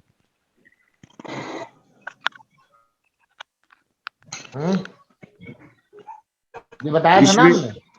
वृष में अच्छा बताया था। अच्छा बताया था, ठीक है। और नवम भाव में है, और वो बुध? बुध तृतीय भाव में है। तीसरे भाव में। ये खराब हो गए ना? हाँ, खराब है, और है भी मेरे ख्याल। ये खराब हो गए। हाँ, मंगल के साथ हैं। नहीं, तीसरे भाव में बुध जाना ही अपने आप में खराब माना जाता है। जी जी जी। ठीक है ना? क्योंकि अभी बताएंगे, एक फार्मूला होता है, अभी बता देंगे। तो देखिए हमने ये बताया ना कि आपकी और आपकी पत्नी कुंडली में जो प्रत्यंतर दशा और अंतर दशा है वो ज्यादा अच्छी किस में मिल रही है? आपकी कुंडली में मिल रही है कि पत्नी की कुंडली में मिल रही है? जी, मेरे में अच्छी मिल रही है, ज्यादा अच्छी आप तो फिर आपकी बात वहां मानी जाएगी। ये कब लगाना है ये सारी बातें? जब पति और पत्नी दोनों की कुंडली से आंसर अलग अलग आ गए। जी जी। तो उस वक्त आप ग्रह बल जरूर देख लीजिए। जी गुरु जी। और वहां पर जरा षडबल भी देख लीजिए किसका ज्यादा है। ठीक है गुरु जी। षडबल भी देख लीजिए किसका ज्यादा होगा, तो उससे और क्लियरिटी आ जाएगी ना। जी गुरु जी, समझ में आ गया? जी गुरु जी। जी। तो इस प्रकार से आप लोग इसको निकालेंगे। मैं फिर कह रहा हूँ 100% ये फार्मूला नहीं लगता है, बट 60 से 70% फार्मूला ये लगता है। ठीक है? तो लड़का होगा कि लड़की होगा, इसका आंसर आप लोग समझ गए कि नहीं समझ गए कैसे निकालना है? जी गुरु जी। जी। अब आइए, कभी कभी आप देखते हैं जुड़वा बच्चे होते हैं, ट्विंस। जुड़वा बच्चे यानी ट्विंस के क्या योग है? हेडिंग लगा लीजिए, जुड़वा बच्चे यानी ट्विंस। सबसे पहली बात, इसमें फीमेल की कुंडली देखनी है, पत्नी की देखनी है, पति की बिल्कुल भी नहीं देखी जाएगी। पत्नी की कुंडली देखनी है, पति की बिल्कुल भी नहीं देखनी है जुड़वा बच्चों में। ठीक है, अब इसमें क्या होगा कि फीमेल की कुंडली में पंचम भाव और सप्तम भाव बली होने चाहिए। बली का मतलब हुआ कि देखिए केंद्र और त्रिकोण है, एक केंद्र हुआ एक त्रिकोण हुआ, इसमें शुभ ग्रह बैठे हो, शुभ ग्रह की दृष्टि हो, पंचमेश और सप्तमेश अच्छे हो, ये भाव पाप कर्तरी में ना गया हो। समझ में आया? पाप कर्तरी मतलब इस भाव के अगल बगल कोई अशुभ ग्रह ना हो, पापी ग्रह ना हो, इस भाव के अंदर शुभ ग्रह बैठे हों। कौन कौन से भाव? 5वें और 7वें भाव की बात कर रहे हैं। एक ये तो खैर मैंने अभी आपको पढ़ाया नहीं है और मुझे लगता है कि पढ़ाएंगे भी नहीं, एक इसका हम अलग से एक वीडियो बना के डालेंगे कि कैसे देखा जाएगा कि भाव अच्छा है या बुरा है। जैसे किसी भी भाव की अगर हम स्टडी करते हैं तो ये कैसे, हमने कुछ बताया हुआ है इसमें, लेकिन इसमें बहुत सारी और भी बातें हैं, तो उसका हम वीडियो बना के इसमें डाल देंगे कि कैसे ये बताया जाएगा कि भाव अच्छा है या बुरा है। ठीक है, चलिए, तो 5वां और 7वां भाव बली होना चाहिए। बली कैसे पता लगाएंगे? 5वां और 7वां भाव केंद्र और त्रिकोण भाव है, त्रिकोण और केंद्र है, तो इसमें शुभ ग्रह बैठे होने चाहिए, पाप कर्तरी नहीं होना चाहिए, और जो शुभ ग्रह हो वो अपनी मित्र राशि में या अपनी राशि में या उच्च की राशि में बैठे हो। और अगर पाप ग्रह भी हैं तो अपनी राशि में हो या अपनी उच्च की राशि में हो। फिर से मैं बोल रहा हूं, अगर 5वें और 7वें में पाप ग्रह भी हैं मान लीजिए, अब कोई जरूरी नहीं कि 5वें 7वें में सबके शुभ ग्रह मिलेंगे, पाप ग्रह भी मिल सकते हैं। तो पाप ग्रह कैसे होने चाहिए? अपनी राशि में हो या अपनी उच्च राशि में हो या मित्र की राशि में तो भी चलेगा, लेकिन शत्रु राशि में और नीच के नहीं होने चाहिए। पाप कर्तरी नहीं होना चाहिए। तो 5वां 7वां भाव क्या हो गया? अच्छा हो गया। तो पहली कंडीशन मैंने बताई कि जुड़वा बच्चे यानी ट्विंस देखने के लिए पत्नी की कुंडली देखनी चाहिए। दूसरा मैंने बताया कि 5वां और 7वां भाव बली होना चाहिए, बली। और गोचर के समय, गोचर में जो बृहस्पति हैं वो सप्तम भाव और सप्तमेश दोनों को प्रभावित करें।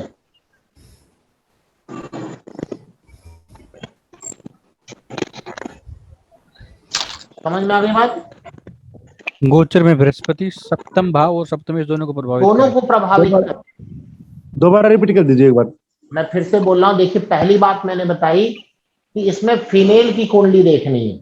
दूसरी बात मैंने बताई कि 5वां और 7वां भाव बली होना चाहिए। तीसरी बात मैंने बताई कि गोचर के बृहस्पति सप्तम भाव और सप्तमेश दोनों को प्रभावित करें। और चौथी और सबसे इंपॉर्टेंट बात है कि गर्भाधान के समय अंतर्दशा और बच्चे के जन्म के समय की अंतर्दशा बदलनी नहीं चाहिए। जो गर्भाधान के समय की अंतर्दशा थी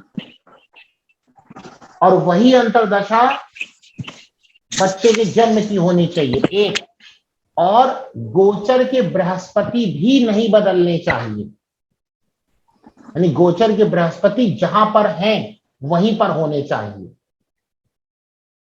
पता चला दशा तो नहीं बदली लेकिन गोचर में बृहस्पति बदल गए तो ये बात नहीं लगेगी। गुरुजी तो ये हो गया गुरुजी की गोचर का बृहस्पति और शनि की अंतर्दशा चल रही हो। हाँ, मतलब जिसकी भी दशा अंतर्दशा चले, गर्भाधान के समय भी वही अंतर्दशा हो और बच्चे के जन्म के समय भी वही अंतर्दशा हो, और गोचर के बृहस्पति उसी ही राशि को देखते हो, यानी अपनी राशि ना बदलें, अपनी राशि ना बदलें, क्योंकि वक्री उक्री होने पर बदल लेते हैं ना राशि, तो वो सब नहीं होना चाहिए। तो ऐसे में जुड़वा बच्चा होने की संभावना होती है, और ये फार्मूला लिख दीजिएगा, 50% सही होता है। 100% इसकी पॉसिबिलिटी नहीं देखी गई है। मैं आपको ये बता दे रहा हूं कि कौन सा फार्मूला कितने परसेंट लगता है, जिससे आप कुछ और जहां 100% बताते हैं, जैसे मैंने जो बच्चे के जन्म का समय निकालना बताया था, वो 100% सही है। तो इससे आप बताते समय आप में भी एक कॉन्फिडेंस रहेगा कि भाई यही होगा। कॉन्फिडेंस होना जरूरी है। तो गुरुजी आपने एक फार्मूला उसमें ये कितना लगे क्या? गुरुजी आपने जैसे इसमें पंचमी और सप्तमी बुरे घर में न गए हो, ये भी बताया ना। हाँ, वो तो पंचम और सप्तम भाव बली होने चाहिए। तो पंचमेश अगर कमजोर होगा तो पंचम भाव बली कैसे होगा भाई? किसी भी भावेश जो होता है उस भाव का मैनेजर है ना, ये बताया है ना मैंने। भावेश भाव का क्या है? मैनेजर। मैनेजर है। मैनेजर ही आपका कमजोर है तो आप कहां से स्ट्रांग हो गए?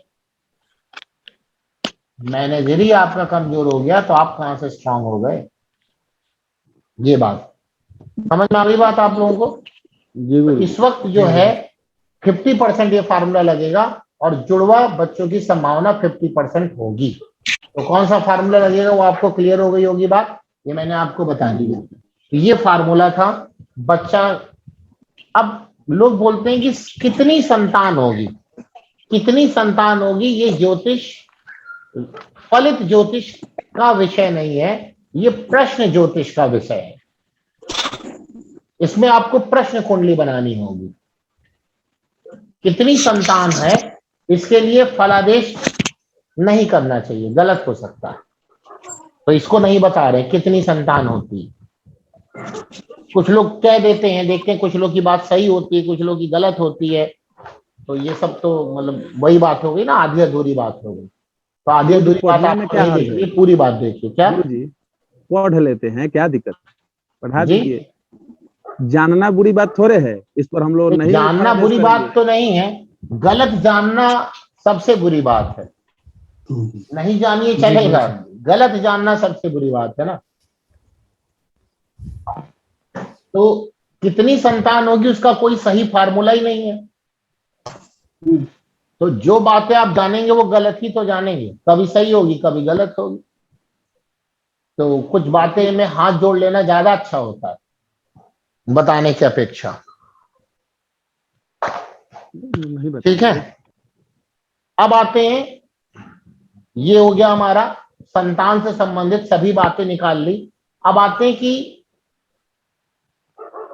किसी भी व्यक्ति का अपने संतान से संबंध कैसा है। मैं फिर से बोल रहा हूं, किसी भी व्यक्ति का अपने संतान से संबंध, ना कि संतान का अपने माता पिता से संबंध। मैं नहीं पढ़ा रहा हूं अभी, मैं किसी भी व्यक्ति का संबंध अपने संतान से कैसा है वो मैं पढ़ा रहा हूं। तो आप क्या लिखेंगे? व्यक्ति का अपनी संतान से संबंध, ना कि संतान का अपने माता पिता संबंध। ये अलग विषय है, ये अलग विषय है। तो अभी हम लोग जो पढ़ने चल रहे हैं वो पढ़ने चल रहे हैं। माइक बंद कर लो भाई अपना। हम लोग जो पढ़ने चल रहे हैं वो क्या पढ़ने चल रहे हैं? अपनी संतान से संबंध। हाँ, व्यक्ति का अपनी संतान से संबंध। जी, व्यक्ति का अपने संतान से संबंध। माइक बंद कर लो। इसमें क्या होगा? कौन है भाई? ये मृत्युंजय कुमार है कोई? मृत्युंजय जी क्या बात है भाई? कौन है? बंद कर ले लगता है।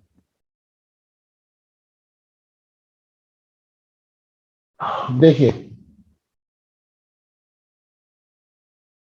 ये जो मैं योग बताने जा रहा हूं ये 100% ये फार्मूला सही है। इसमें स्त्री और पुरुष दोनों की कुंडली देखिए। जो भी पूछने आए कि भाई हमारा संतान से संबंध कैसा रहेगा, जनरली लोग ये क्वेश्चन नहीं पूछते कि हमारा संतान है, वो पूछते हैं कि संतान का संबंध हमसे कैसे रहेगा। ये क्वेश्चन आपके पास ज्यादा आता है। लेकिन आपको दोनों बातें देखनी है, संतान, व्यक्ति का अपनी संतान से संबंध, कोई बात नहीं नतुंजय जी, और संतान का अपने माता पिता से संबंध, वो भी पढ़ाएंगे।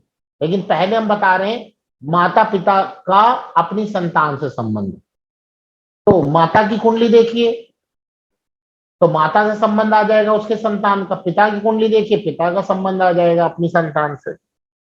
तो इसके अंदर जो तरीका दिया गया है, इसमें दिया गया है कि पंचम भाव अच्छा होना चाहिए, अच्छे के लिए अच्छा भाव होना चाहिए, पंचम भाव अच्छा होना चाहिए। क्या भाव अच्छा होना चाहिए? पंचम भाव अच्छा होना चाहिए।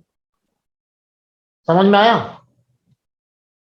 क्या अच्छा होना चाहिए? पंचम भाव अच्छा होना चाहिए, पंचम भाव बलि बलि होना चाहिए। थोड़ा एक चीज सोच रहे हैं कि एक चीज आप लोगों को पढ़ा ही दें। क्या कि गुरु कोई जी? भी भाव अच्छा या बुरा ये कैसे पता लगाया जाता है, पहले ये पढ़ा देते हैं, क्योंकि जी हम गुरुजी। कई जगह इसको बताएंगे कि भाई ये भाव अच्छा है, ये भाव बुरा है। तो पहले यही पता हो कि वो भाव अच्छा कैसे है या बुरा है तो बुरा कैसे है। ठीक है, पहले यही आप लोग इसके बारे में थोड़ा स्टडी कर लीजिए। जी गुरुजी। हेडिंग क्या डाले गुरुजी? इसके बारे में ये काफी इंपॉर्टेंट टॉपिक है। कोई भी भाव अच्छा है या बुरा है कैसे बुरा देखें? ये पता कैसे चलता है, इसके लिए बहुत सारे सूत्र दिए गए, बहुत सारे फार्मूले दिए गए हैं। देखिए, मतलब एक फार्मूला नहीं है, आप सोचे मैं एक फार्मूला बता दूं उसी से आ जाए, इसके लिए बहुत सारे फार्मूले वो लगाने चाहिए। तो पहला फार्मूला आप अभी जो ऊपर हेडिंग आपने लगाई थी उसको एज इट इज रहने दीजिए, एक नई हेडिंग लगाइए, भाव कैसा है ये जानने की विधि। भाव शुभ है या अशुभ है ये जानने की विधि।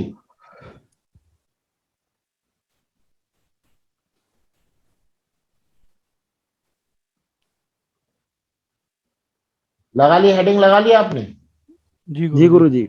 तो पहला सूत्र इसमें लिखेंगे, जिस भाव में शुभ ग्रह बैठते हैं या शुभ ग्रह जिस भाव को देखते हैं, जिस भाव में शुभ ग्रह बैठें या शुभ ग्रह देखें वह भाव अच्छा होता है। अब ये एक ही सूत्र नहीं, और भी सूत्र बता रहे हैं।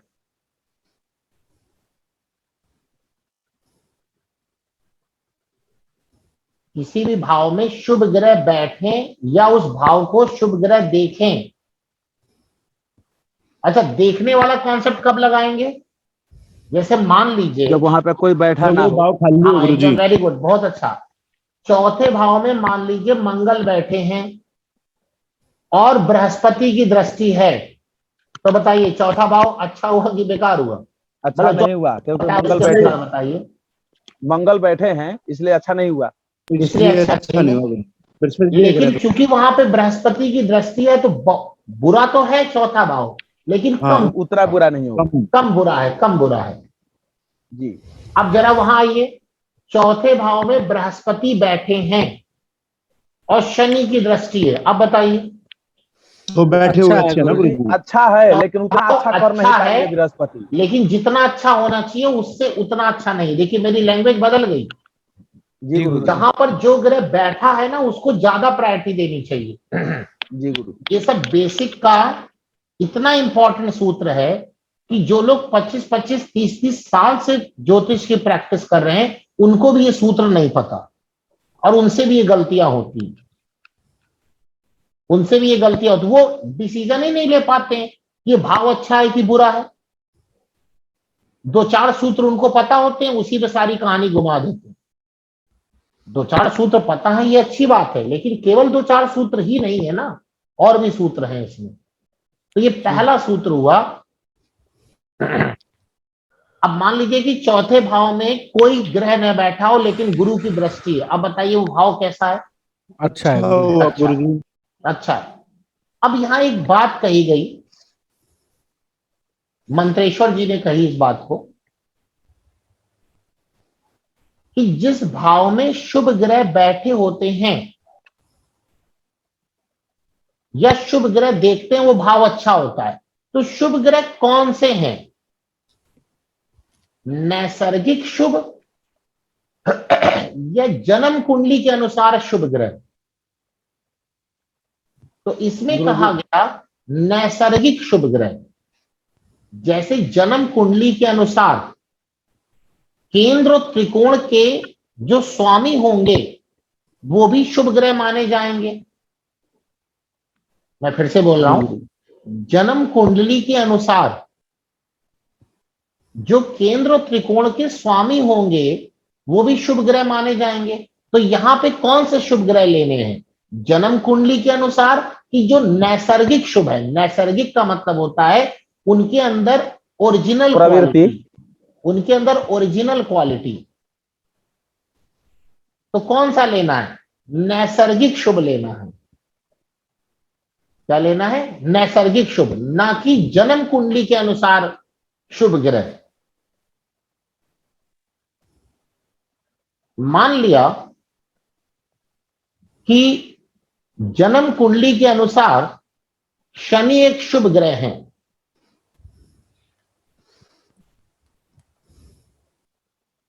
तुला लग्न की कुंडली हो गई, तो शनि योग कारक ग्रह हो गए। जी, चतुर्थ और पंचम। चतुर्थ और पंचम, और केंद्र और त्रिकोण दोनों के स्वामी है तो उसको योग कारक कहते हैं, ये भी बताया मैंने। जी जी जी। अब शनि दूसरे भाव में दूसरे भाव में शनि यहां पर बैठ गए। बताइए दूसरा भाव खराब हुआ कि अच्छा हुआ? अशुभ हुआ गुरुजी। अशुभ हो गया। क्यों? वृश्चिक राशि में बैठे गए जी। नैसर्गिक ग्रह है ना गुरुजी। जन्म कुंडली के अनुसार शनि एक शुभ ग्रह बने, लेकिन शनि एक नैसर्गिक अशुभ है जी। तो नैसर्गिक अशुभ होने के कारण ये जहां पर भी बैठेंगे, और अगर जहां पर वो बैठ रहे हैं वो उसकी शत्रु राशि हो गई, तब तो फिर खराबी कर देंगे वहां पर, भले वो जन्म कुंडली के अनुसार एक शुभ ही ग्रह क्यों ना हो। बात समझ में आ गई? जी गुरुजी, गुरुजी। बात समझ, क्योंकि द्वितीय भाव में वृश्चिक राशि पड़ी, जन्म कुंडली के अनुसार शनि एक शुभ ग्रह बने तुला लग्न में, और वो दूसरे भाव में बैठ गए। तो आपने कहा योग कारक ग्रह दूसरे भाव में बैठा है तो दूसरा भाव बली हो गया। गलत, गलत, क्योंकि यह योग कारक ग्रह एक अशुभ ग्रह है और बैठा अपनी शत्रु राशि में है, तो कहां से उसको अच्छा कर देगा? वो नहीं करेगा गुरुजी, नहीं करेगा।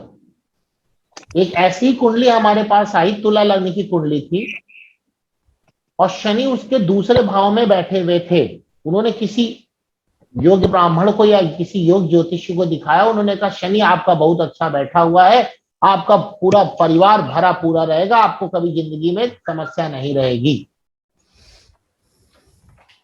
हमारे पास वो कुंडली आई, मैंने कहा कि ये आपका दूसरे भाव को ये बर्बाद कर देगा, दूसरा भाव यानी परिवार आपका बिखर जाएगा। कुछ महीने बाद आए, कहते हैं कि हम वही हुआ परिवार में, क्योंकि दूसरा भाव सौभाग्य का था, पति उनके चल बसे। और भी वहां स्थितियां बदली होंगी, बट मैंने तो ये देख के कह दिया था। उन्होंने योग कारक देखा होगा गुरुजी। जी क्या? उन्होंने योग कारक ग्रह देखा केवल?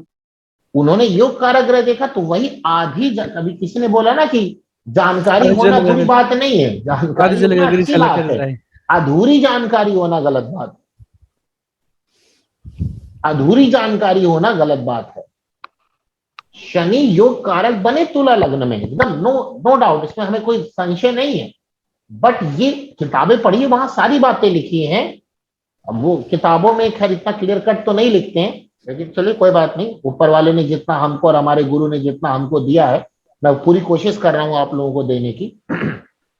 उस बात को समझिए। तो तुला लग्न की कुंडली में शनि एक योग कारक ग्रह बन गए, लेकिन शनि है नैसर्गिक अशुभ, तो वो जहां पर बैठेंगे वहां अशुभता लाएंगे, बशर्ते वह शनि की अपनी राशि ना हो या अपनी उच्च की राशि ना हो। तो मैंने कहा तुला लग्न की कुंडली में दूसरे भाव में शनि बैठे, तो तुला लग्न में शनि योग कारक हुए तो दूसरा भाव को वो जरूर खराब करेंगे। लेकिन वही तुला लग्न में, ध्यान से सुनिएगा और ध्यान से समझिएगा हमारी बात को, वही तुला लग्न में चौथे भाव में शनि अगर बैठ जाए तो चौथे भाव को बढ़ाएंगे कि खराब करेंगे, ये बताइए। बढ़ाएंगे गुरुजी बढ़ाएंगे, क्योंकि अपनी उनकी बढ़ाएंगे, उनका खुद का क्यों घर है बढ़ाएंगे? क्योंकि चौथे भाव में शनि की अपनी राशि पड़ी हुई है। जी, उन्हें और खुद कल मैंने आपको बताया था पहले वाली क्लास में कि कोई भी ग्रह, चाहे वो शुभ हो चाहे वो अशुभ हो, कम से कम अपने घर को कभी खराब नहीं करता। पंचम में बढ़ जाए तो भी अच्छा है गुरुजी। तो भी अच्छा है, एकदम सही बात है जी गुरुजी, बहुत अच्छा होगा। ये फार्मूला आप ध्यान देंगे, कोई भी ग्रह अपने घर को खराब नहीं करेगा। तो चूंकि तुला लग्न में शनि का घर, शनि का भाव चौथा और पांचवा हुआ, तो वहां पर अगर शनि जाकर बैठते हैं चौथे भाव में, तो चौथे भाव को बुरा नहीं करेंगे,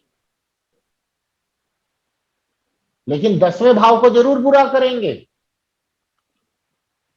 क्यों 10वें भाव को बुरा करेंगे? दृष्टि जाएगी वहां पे, दृष्टि जाएगी वहां पर, दृष्टि जाएगी, भले ही वो जन्म कुंडली के योग कारक ग्रह ही क्यों ना हो, भले ही जन्म कुंडली के योग कारक ग्रह ही क्यों ना हो। तो यहां पे जो बोला गया कि कोई भी ग्रह, शुभ ग्रह जिस भाव में बैठते हैं या जिस भाव को देखते हैं उसकी शुभता को बढ़ाते हैं। तो यहां पे शुभ और अशुभ जो लेना है वो नैसर्गिक शुभ और अशुभ लेना है, ना कि जन्म कुंडली के अनुसार शुभ और अशुभ लेना है। हमारी बात समझ पा रहे हैं सब लोग? जी गुरुजी। जी गुरुजी, मैंने कोशिश की है पूरा आपको समझाने की, अब बहुत वो अच्छा है कितना आप गुरुजी। समझ पाए हैं वो आप देखेंगे, और नहीं समझ कोई घबराने की बात नहीं है। ये वीडियो जब YouTube पे जाएगा तो फिर से सुनिएगा उसको, और बड़ा चिंतन और मनन करिएगा हमारी बात को।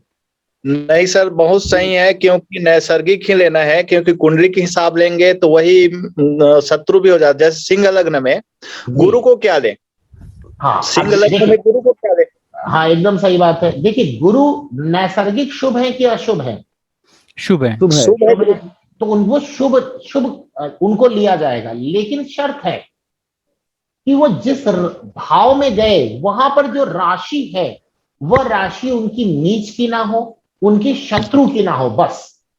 हाँ, मेरे कहने का मतलब है गुरुजी, मेरे कहने का मतलब के लिए देखा जाएगा ना। सिंह लग्न में, सिंह लग्न में गुरु अब हो गया पंचम और अष्टम भाव के बिल्कुल मालिक, बिल्कुल जी, है ना?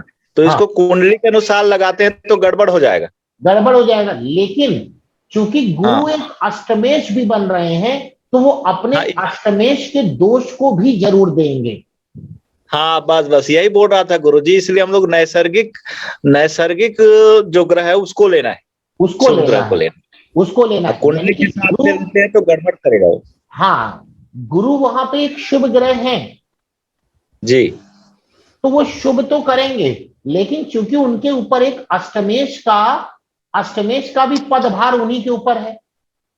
अष्टमेश का के ऊपर छाप लग अष्टमेश का गया, पदभार गुरु के ऊपर आ गया है सिंह लग्न की कुंडली में, तो वो अष्टमेश को खत्म थोड़ी ना करेंगे, अष्टमेश का भी असर देंगे। लेकिन जितना कोई पापी ग्रह अष्टमेश होकर बुरा कर सकता है, उतना कोई शुभ ग्रह अष्टमेश होकर बुरा नहीं करेगा। ये पराशर में, लघु पराशरी में भी लिखा हुआ है।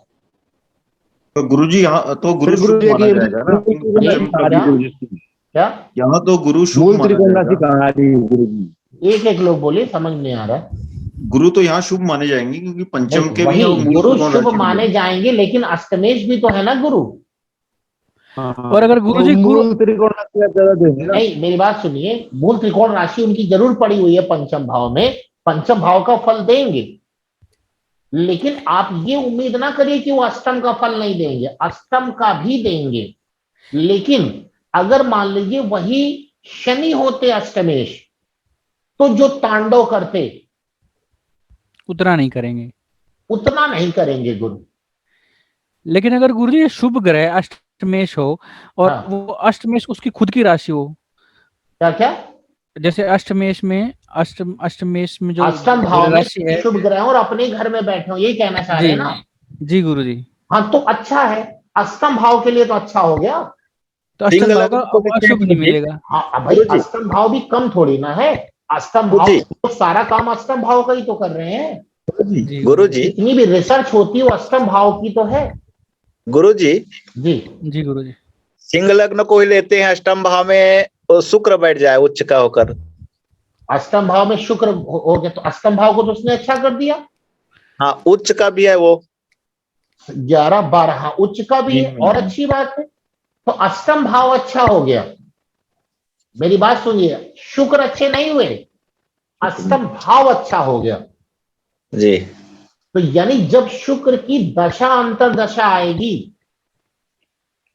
तो व्यक्ति के साथ समस्या जरूर होगी, लेकिन उतनी समस्या नहीं होगी। ये मत समझ लीजिएगा कि शुक्र अष्टम में बैठ करके अब अच्छा फल करेगा क्योंकि उच्च का है।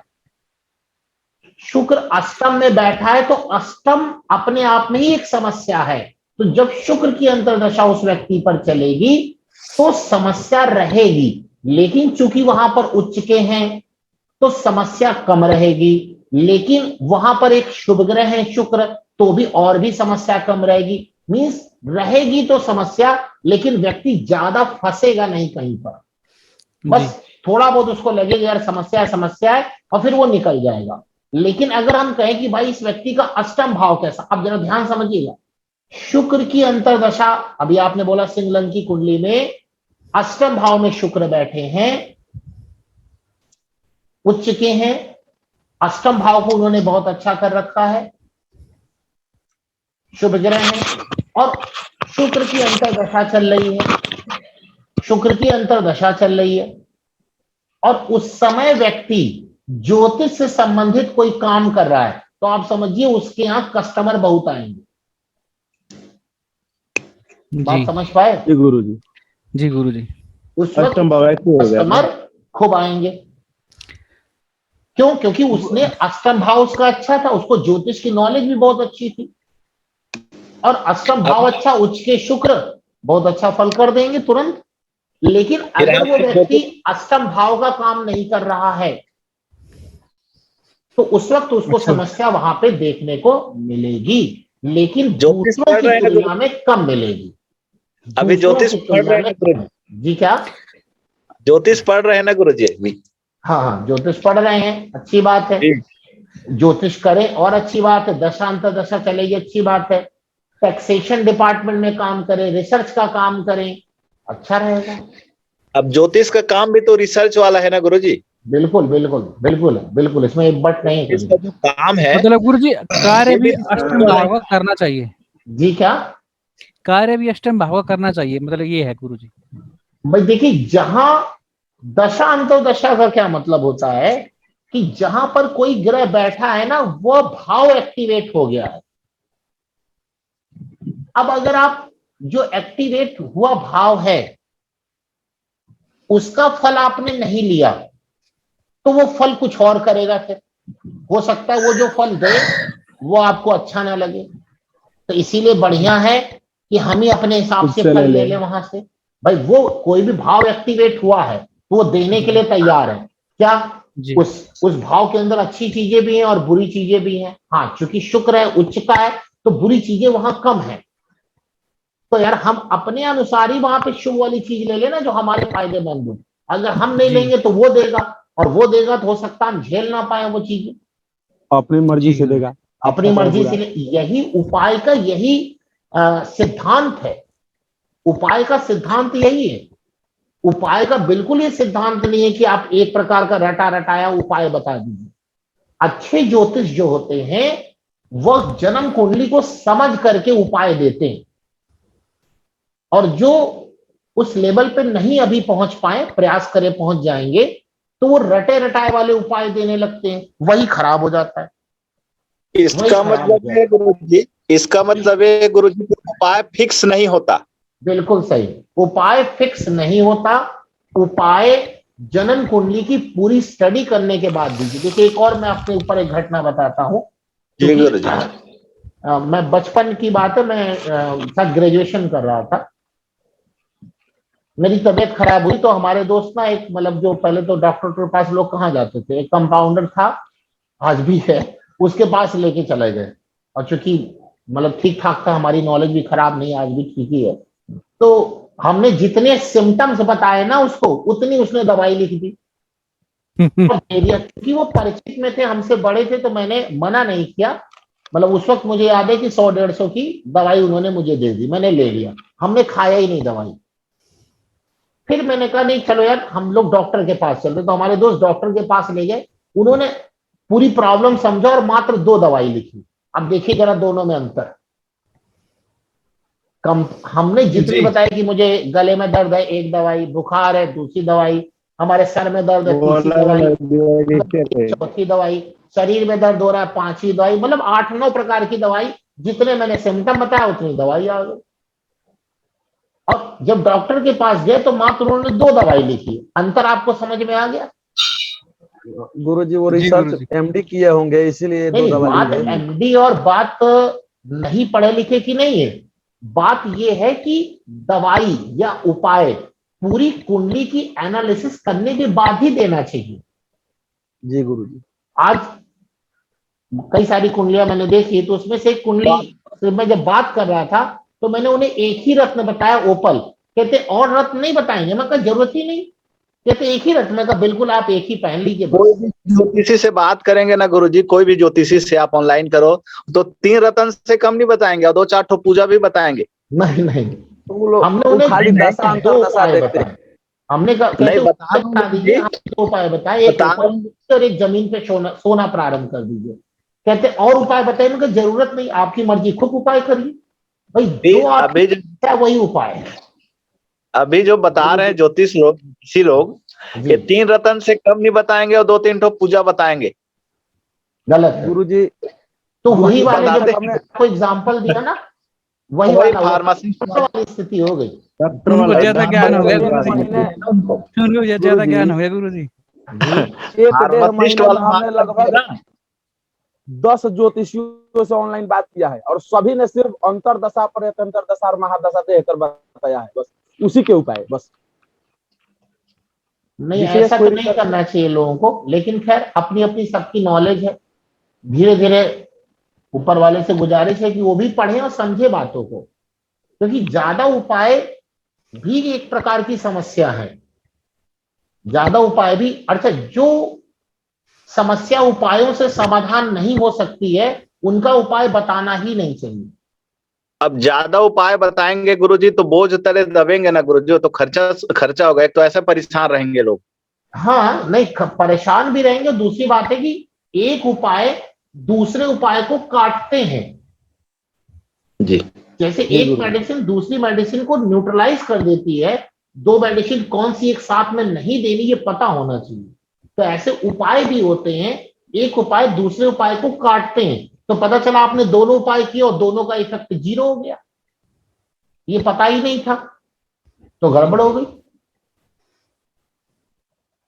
खैर, तो आज मैंने आपको केवल एक सूत्र दिया है कि भाव कैसे देखना। अभी मैं फिर बता रहा हूं, केवल यही सूत्र नहीं, बहुत और भी सूत्र है, तो अगली क्लास में हम इसके आगे और सूत्र बताएंगे।